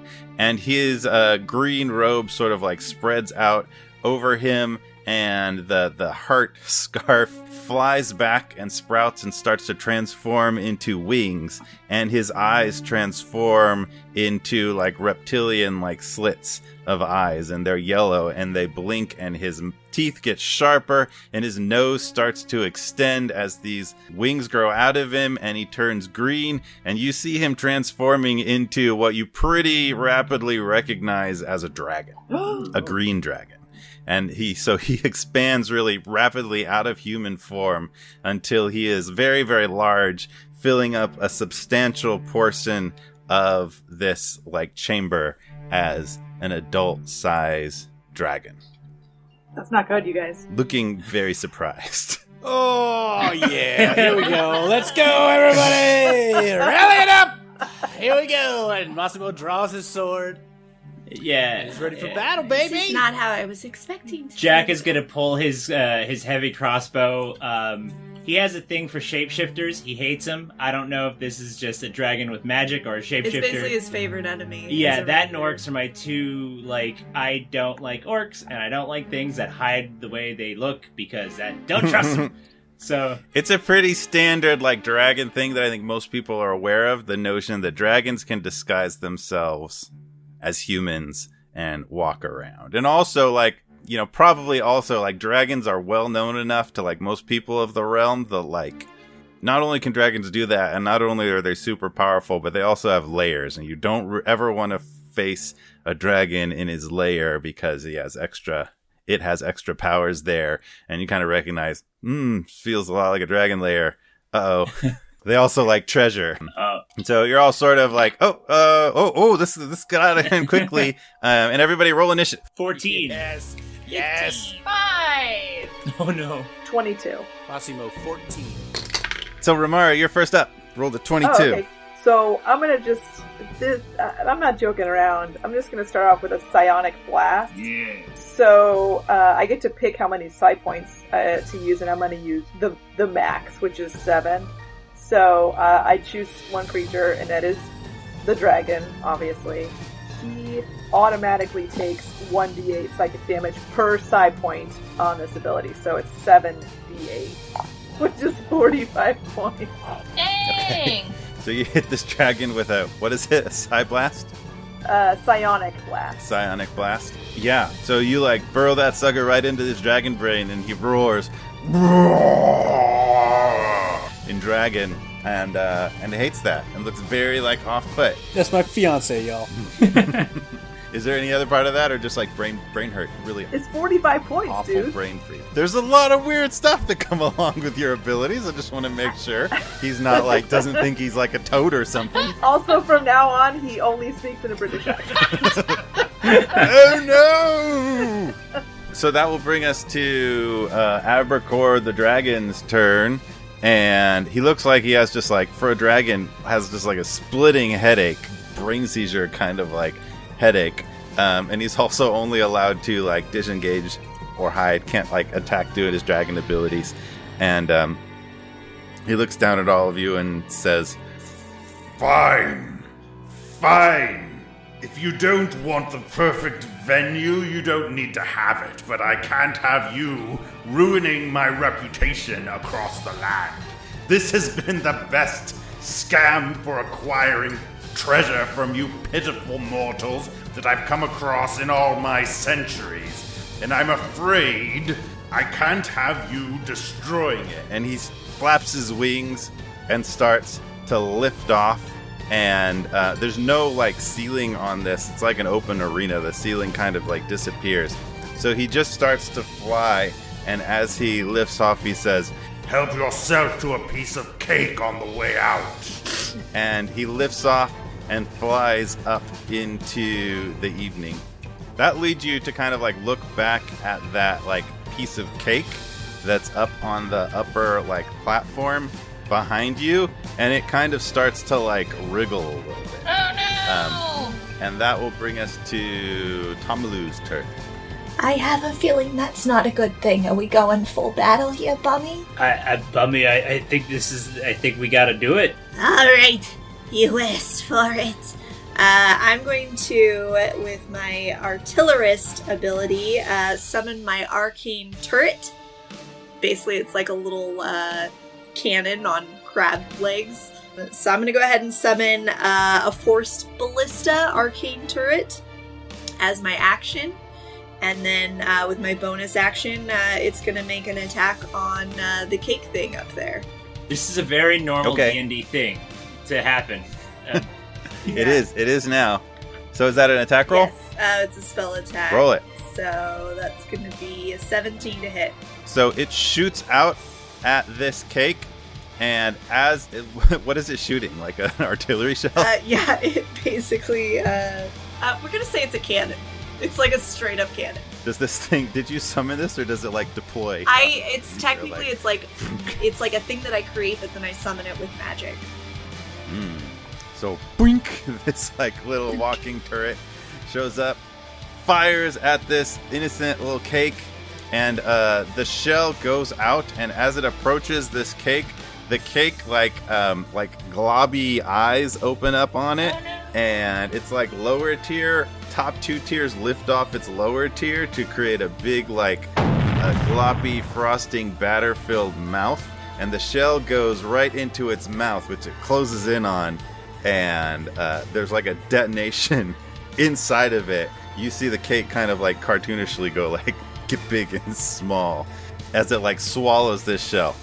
What was the damage for it? So it's 2d8, it's force damage, so 16 damage, and it's pushed 5 feet away from the turret.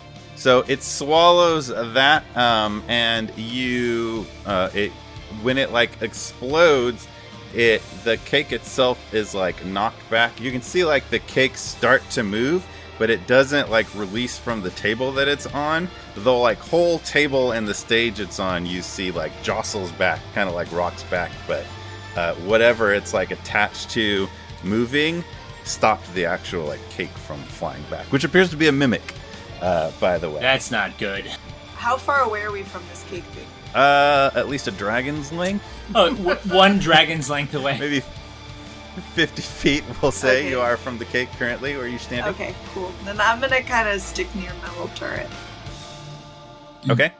And that'll bring us to Jack. Alright, so I'm gonna cast Hunter's Mark on the cake stage. Okay. Alright, cool. And then I'm going to shoot it with my heavy crossbow. Okay. 26 to hit. Hit. And I do 12 plus 3 is 15. Yes, I'm not done yet. I have the ability to do an extra attack, so I'm just going to shoot it again with my crossbow. And that's a 25 to hit. Hit. And that's 7 plus 5. So that'll be 12. 12. And that's my turn. I'm going to, like, maybe take... So what were you, when you, like, Hunter marked it, like, what were you aiming your shots at? Well, I'm aiming for the cake. The cake seems to be the squishy bits. And Okay. I'm just going to be shooting crossbow bolts at the cake because it has eyes in a mouth, and You know, if you're gonna shoot anything, you might as well shoot it in the eyes or the mouth. Yeah, so you hit it with your 2 bolts, and as you, like, put your hunter's mark on this thing, like, you definitely feel the sense of, like, my prey here, my target is bigger than just the cake. Okay. The notion of, like, the whole stage rocking definitely gave you a, like, ooh, this is something big.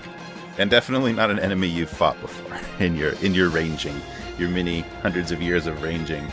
Massimo, your turn. All right, here we go. Let's get it done. So he cracks his knuckles out here. Starts to kind of limber up, stretch out.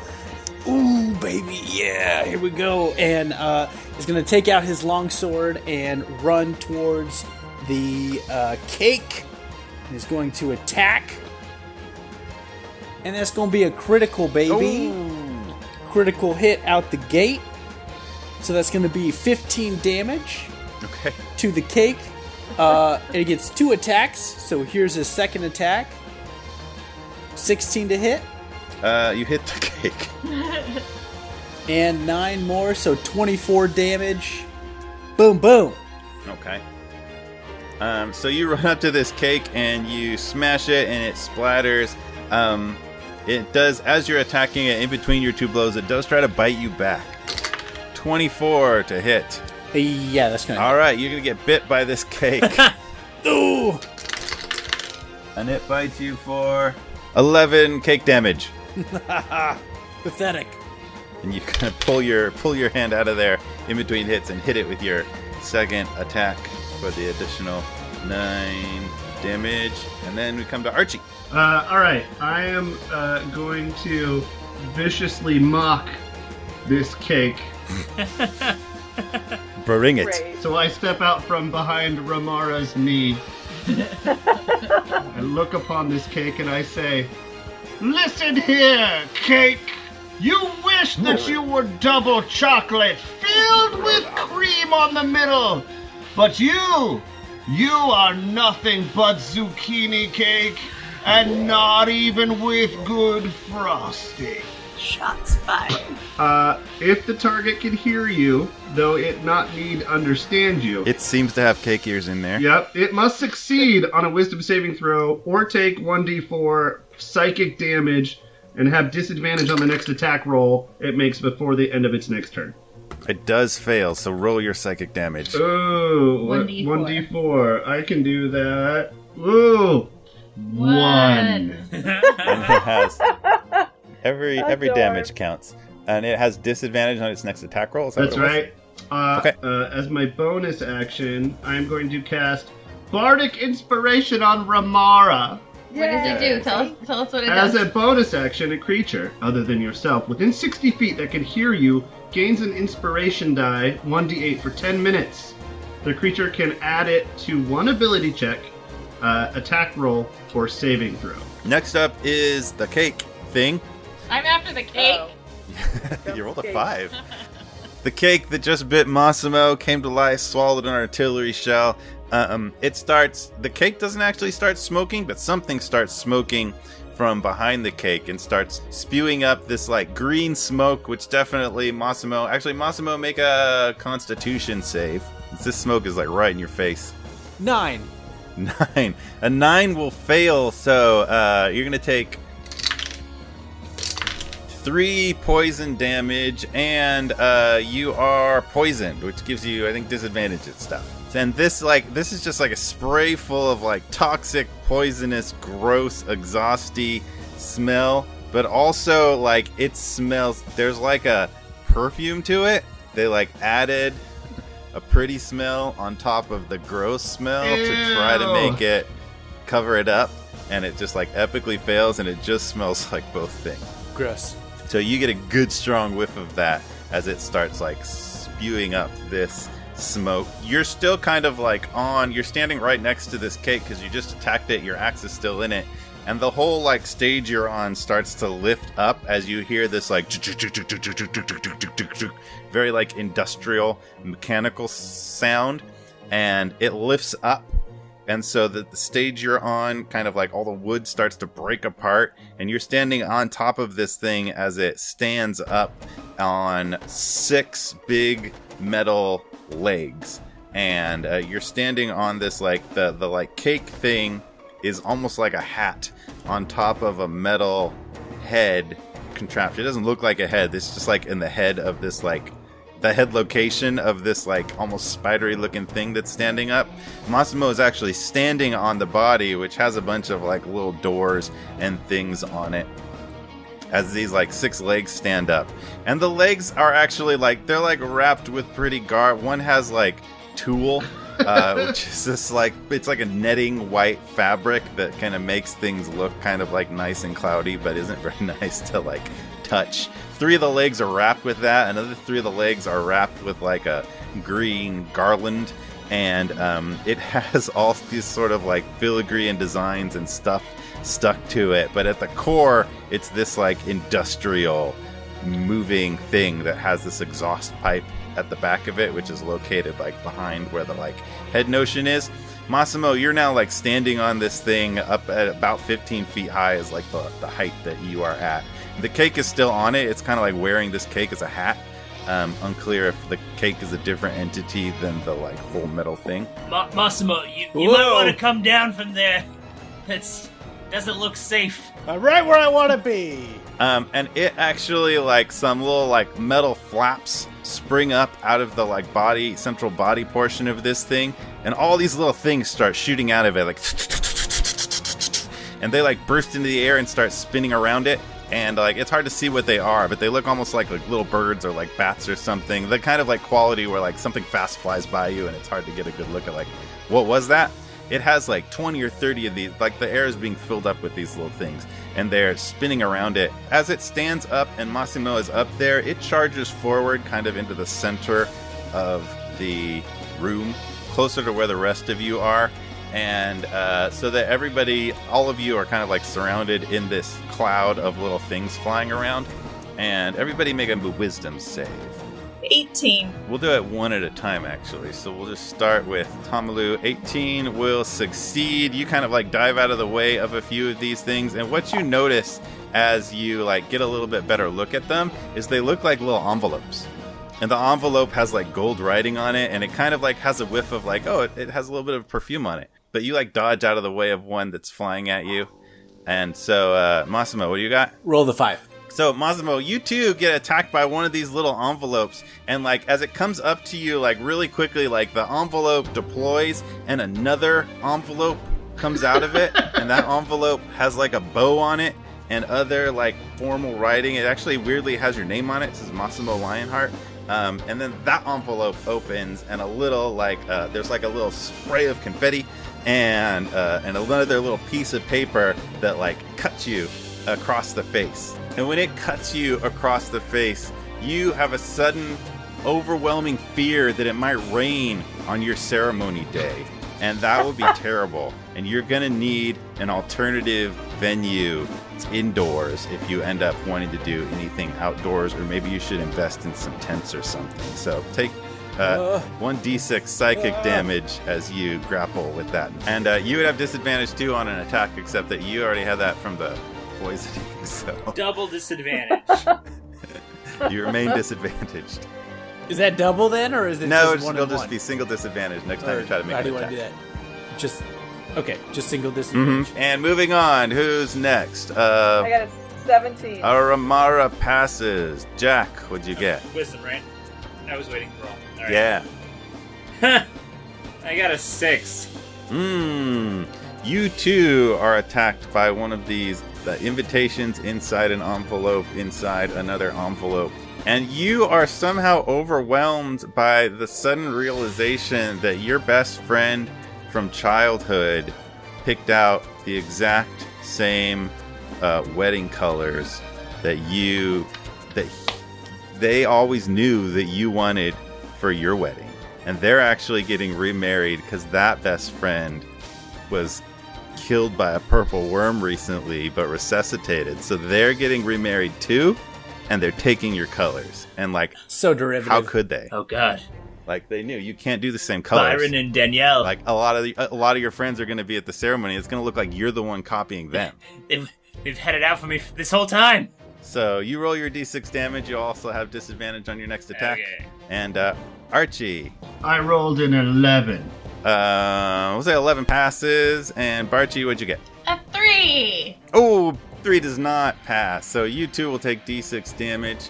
You have a sudden feeling that the flower color you were going to pick out doesn't coordinate properly with the ribbons that are going to be tied around the napkins, and that's just going to ruin the entire day. Like, everybody's going to notice that. It's going to be so embarrassing, and it freaks you out. So you also will take 2d6 damage, and you have disadvantage on attacks. I believe that's everybody, and that is the Wedding Industrial Complex's turn. We go back to Remara. How about Psychic Domination? Yes. So, I'm targeting you, Cake Industrial Complex. You have to succeed on an intelligence saving throw, or you are paralyzed until my concentration ends. If you succeed, I still can force you to move at half speed, even though you're paralyzed. Alright, Wedding Industrial Complex rolled a 17. Oh, shoot. You passed. So now you're at half speed, though. Okay. You, cast this on it, you, brain attack this thing, and it, chunk, a bunch of, gears in it, crunch. Some of that, exhaust smoke starts pouring out of, other places for a minute, and you definitely, feel it, grind down and restrict its movement. So it's half speed? Is that what it is? As long as you have concentration on it? Yeah, now it's half speed. Okay. Yeah. And then, for bonus action, okay, just remind me I need to put 6 5 points. Now I need 2 more. Assess Foe is my bonus action, so I can analyze the aura of this creature, and I get to learn his current hit point total and all of his immunities, resistances, and vulnerabilities. Dang. Wow. So much stuff. Alright. Psychics are OP! This thing seems to have about 150 hit points, give or take. Lord. Out of a total of around 200 or so, it's already taken a fair amount of damage. You don't sense any immunities. It is resistant to slashing and piercing damage. Okay. Non-magical slashing and piercing damage, and that's it. Was there anything else? Vulnerability. Sense some things about its mom and its upbringing. Where does it hold its stress? Yeah, Shoulders? Where's its little chink in its armor, right? Where's the little spot that we can get him? It's also resistant to poison damage or acid damage, poison or acid damage. It is vulnerable to bludgeoning damage, and because it's machine-like, you're pretty sure it's going to be vulnerable to electricity. Ooh, okay. So, can I just shout to everybody? Because, I'm the only one who knew that, right? Yeah. All right, hit it with... It's got about 150 HP, and we've already done some things, and I don't think it's... No, I'll just shout, hit it with electric and blunt force trauma. Alright, next in the order is Abracor the dragon, who's up there fleeing, still kind of visible, but he continues to fly off into the evening as the sun is starting to drop. Tom is up. Tomaloo. I'm going to go ahead and cast Scorching Ray on the industrial complex. And I'm going to throw all 3... I'm going to try... So it's got legs, right? Yes, 6. 6 legs. I'm going to try and take out 3 on one side so that it gets lopsided. And so each ray is going to go towards those legs. So that'll be a 24, a 15, and an 18 to hit. So you're successful in hitting legs 1 and 3. Cool. 2 of the tool legs. So one of them gets hit for 4, the other gets hit for 8. And then my arcane turret is also going to attack at the legs. So that is going to be a 10 to hit. Okay, that will miss. So you see this big cannon, and the cannonball just goes whook. Bonk. Oh, I shouldn't have had so much wine. The 2 scorching rays hit 2 of the legs, and the tool lights on fire and starts to burn up the twirl of the tool that goes up the leg. And those legs definitely start have a slight limp to them as it is already fighting against the psychic blast to move forward. And as it's walking and those 2 legs get hit, it starts to walk slightly. It causes it to pivot a little bit, and it starts to walk slightly to its left as it lurches forward. Jack. Alright. And you said I only have disadvantage for this one round? Yep. Alright. Mm-hmm. Okay, so 16. Hit. Alright. Cool. 17. That's damage. Okay. And I'm going to attack him again. 19. Hit. Alright. 11. All right. Gets hit by those 2 bolts, and we are at Massimo, who is on top of this thing, coughing with disadvantage. I'm going to channel my single level of Bard, which I got from the previous life of Massimo. And I'm going to cast True Strike. I extend my hand and point a finger at a target, the thing that is right below me. And I'm going to get an insight. On my next turn, I'll gain advantage on the first attack roll against the target. Then I'm going to use my action surge as a fighter to take another action. And I'm going to attack with no advantage or disadvantage, right? Nullified. Negated. Perfect. Sounds good. Oh. Automatic miss. Wait, I get to re-roll those. I get to re-roll ones because of my thing. 16. Oh, hit. Yes. 7 damage. All right, and you have another attack. If I use action surge, yeah. Okay, great. Yeah, you get 11. 11 damage. Miss. Aw. Well, then I'll say something witty. Just yell out, something witty! Something witty and heroic! Catchphrase! Archibald. See you in hell, Dark Harbor! Oh, alright.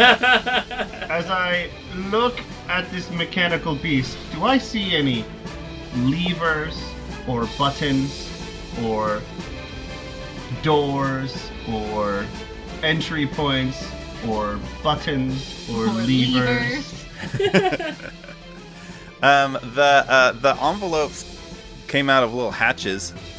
You saw where those were little windows that opened up and the envelope shot out like a reverse mailbox and then closed again. You kind of see where those are.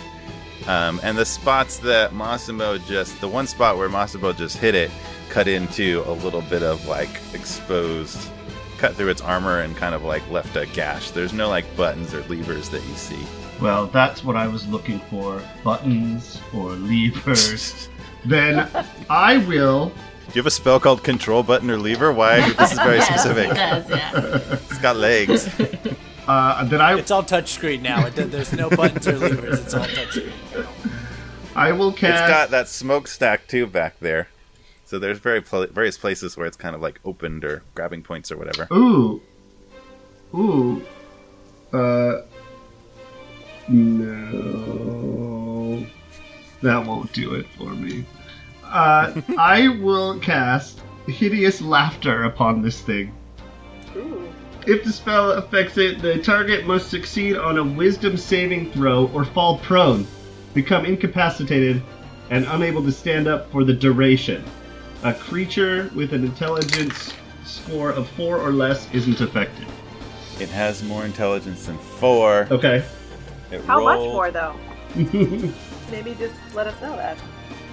No, well, enough that it rolled a 20 on its save. Dang it. That beats my 14. That was such a good move, babe. Thank you. Thank you, Barchi.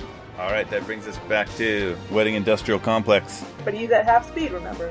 He is at half speed, so it tries to charge your group and it can't, and it's also veers off to the left a little bit because it's got 2 broken tool legs. Doesn't quite make it. Just narrowly misses stepping on the artillery tower, but it's close enough that it will take 2 swipes with its big legs. One leg goes up to try to like knock Massimo off of it. So it's gonna roll an attack, and that's gonna be a 14. Misses. So that leg reverses its joint and reaches up on top of it and tries to stab into Massimo, and he steps aside easily. And another leg will go out and try to swipe Tomalu, and that will be 12. It's not a hit. That one misses as well. Everyone roll another wisdom save and let me know if you get below a 10. 10 on the money. 6. Oh, all right. Tomalu had 6. Barchibald had 3. Massimo, a lot of wisdom damage. So all of you take d6 damage. Oh no. You are all overwhelmed with the notion that that creepy, weird ceremony, or your equivalent. This isn't a good one for all of you to have, but like, there's this weird ceremony that like your culture does where like all of the older people share the moment that they first realized that you had become an adult and were no longer a child. And it's like, some people handle it okay, but usually it's gross and awkward, and like, you don't want to do that weird ceremony, but people are like, oh, it's tradition, we like to do that. And you just like, you feel like obligated to do it, but like no part of you actually wants to do it, and you're just like distracted by that. You take your d6 damage pondering that suddenly. And just the people who failed, and also disadvantage again on your next attack roll. Barchibald. Oh boy! And I have disadvantage, you say? Only on attack rolls. So if you do other stuff that doesn't involve an attack roll, you're okay. Okay. So if you do things that make somebody else roll, it wouldn't affect that. It affects things that you have to roll a d20. Okay. So I'm going to cast Skywrite into the sky. Okay. And I can cause up to 10 words to form in part of the sky you can see. So just like in the dragon's general direction, I'm going to have it right. Thank you. I think we'll keep looking. Up above, so that Abracor can see that? Right, yes. Yeah, Abracor is like flying off into the sunset, essentially. So you like U-shape this like up right where he is flying, and he like sees it right before like crashing into it, kind of. Okay. You'll regret this.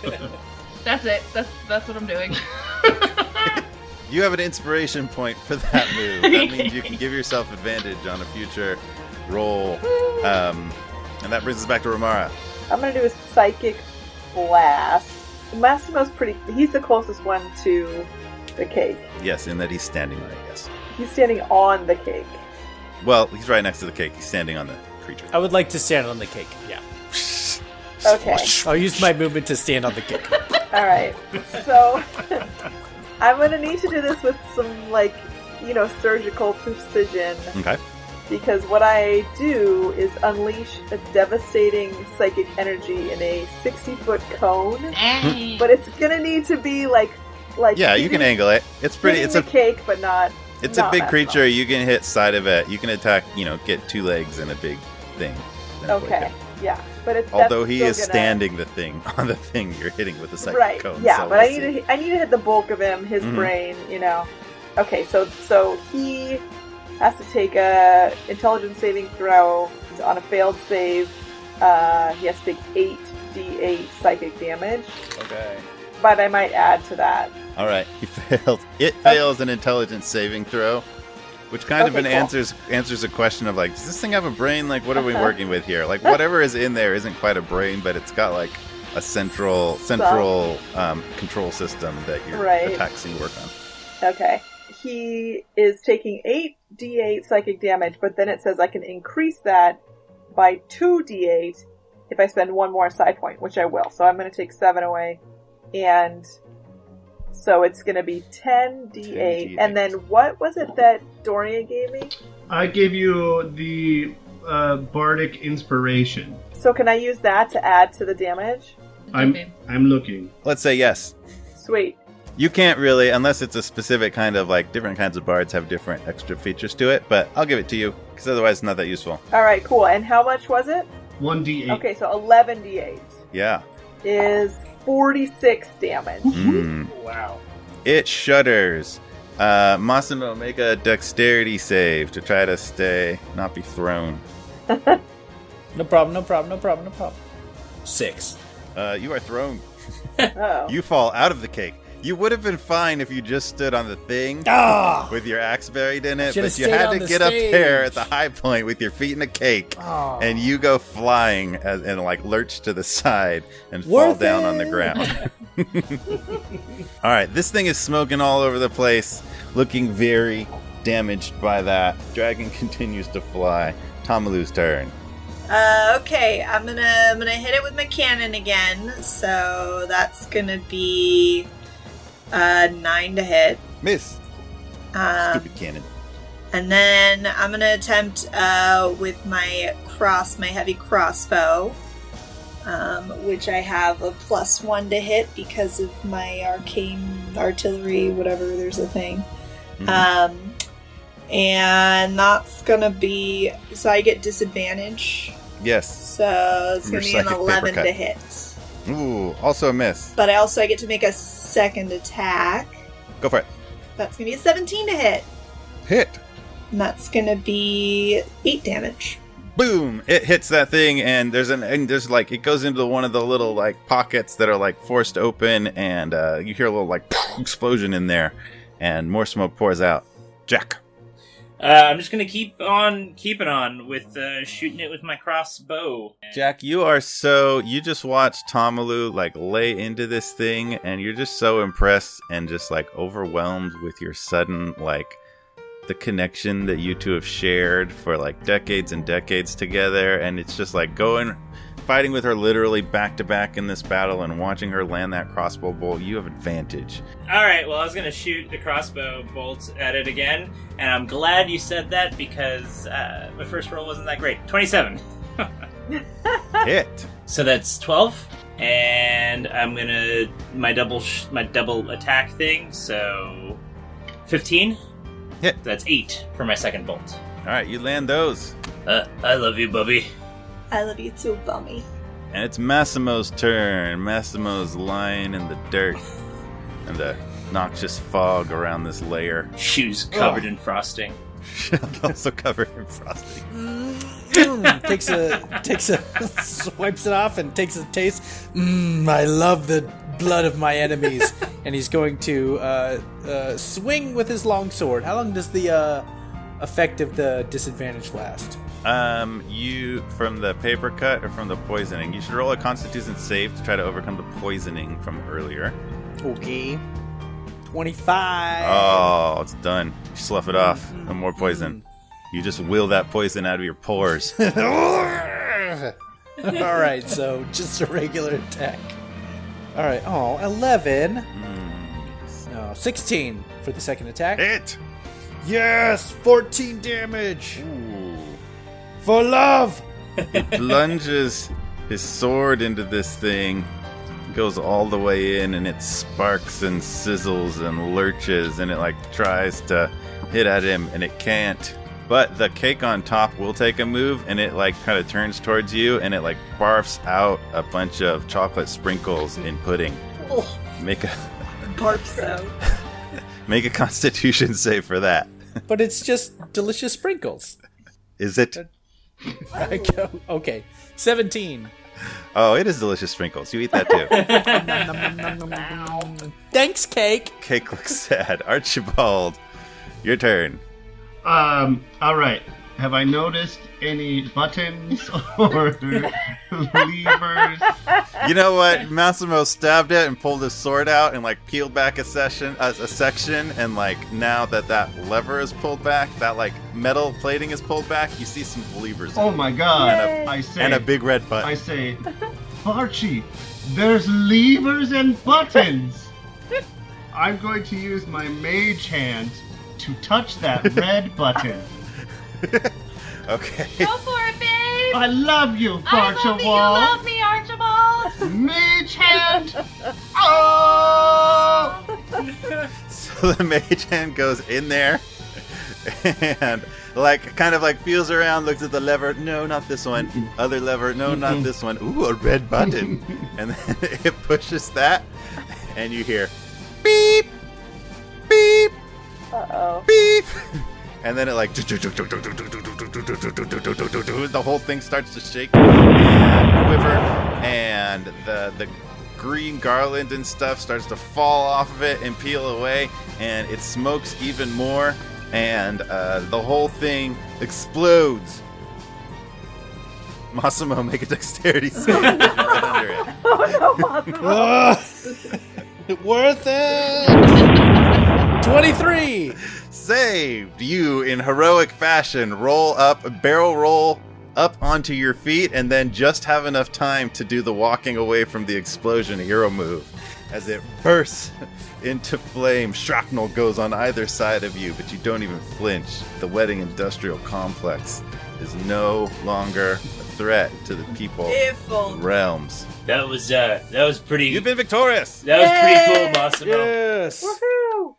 Oh, Thank you. I hero, appreciate you. Archibald, you did it! You pushed the button! I've been waiting to push a button. It's our first fight together. Oh, I love that you pushed the button. I love that you cheered me on as I pushed the button.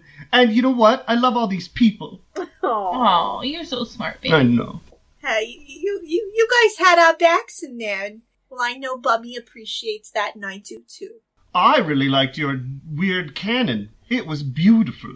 Oh, and you guys are like so good at crossbow. Yeah. So good. It's been a while since I've seen you use that crossbow.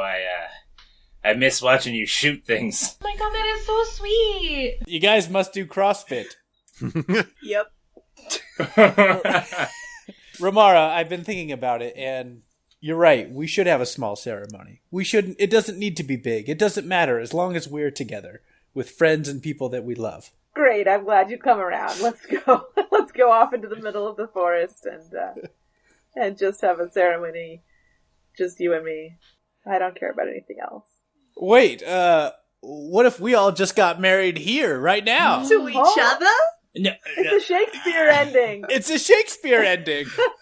There's probably also a bunch of treasure. If the dragon left in such a hurry, we could split the money. Oh, you've been promising me 3 a ways. bigger rock for years. You kind of turn to where Archbishop Deacon had gone out, and like he's standing over there, but dressed in the same way. It's no longer a gnome. It's a quasit, which is like a spiky demon kind of thing. And he's like, I can perform ceremonies, but like I'm not an actual bishop or deacon or pastor.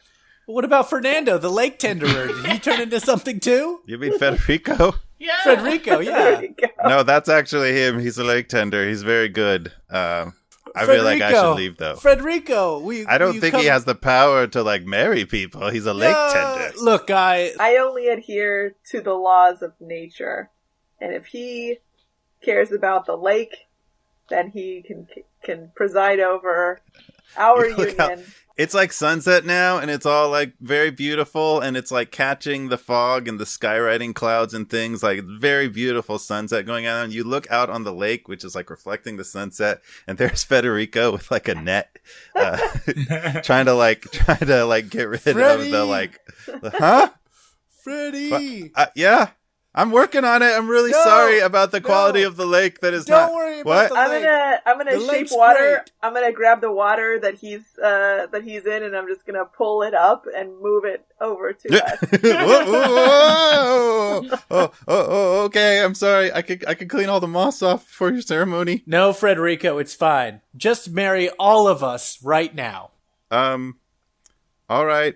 Do you? Yes. you I went too quick. I'm person? sorry. Do you want like 3 different ones, or just like all one collective thing? Do one big one, so it's all because we're all equal because we're all friends. That's right. All right. Do each of you agree to take your partner and be married on whatever terms in whatever way you define that? I guess. And do you? Yes. Massimo Lionheart does. All right. Well, but by the power invested in me by the Lake Tending Association, Union number 563, Lake Tenders, and you guys, I guess you're married. Yay! I just wish my best man could have been here, Jarek Darkharbor. It's a shame he couldn't make it today. Oh, and as the sun sets and the toxic fog lays away, you notice that now that the illusion has dropped away, the structural stability of the barn is not very secure. Those horses are definitely out, and so are the griffins, and the chimera. The doors of the chimera's cage blast off, And you realize that there may be some cleaning up to do tonight, but as long as you have each other, you'll be okay. Good night, everybody. Yay! Happy Valentine's Property damage. Day. Yay!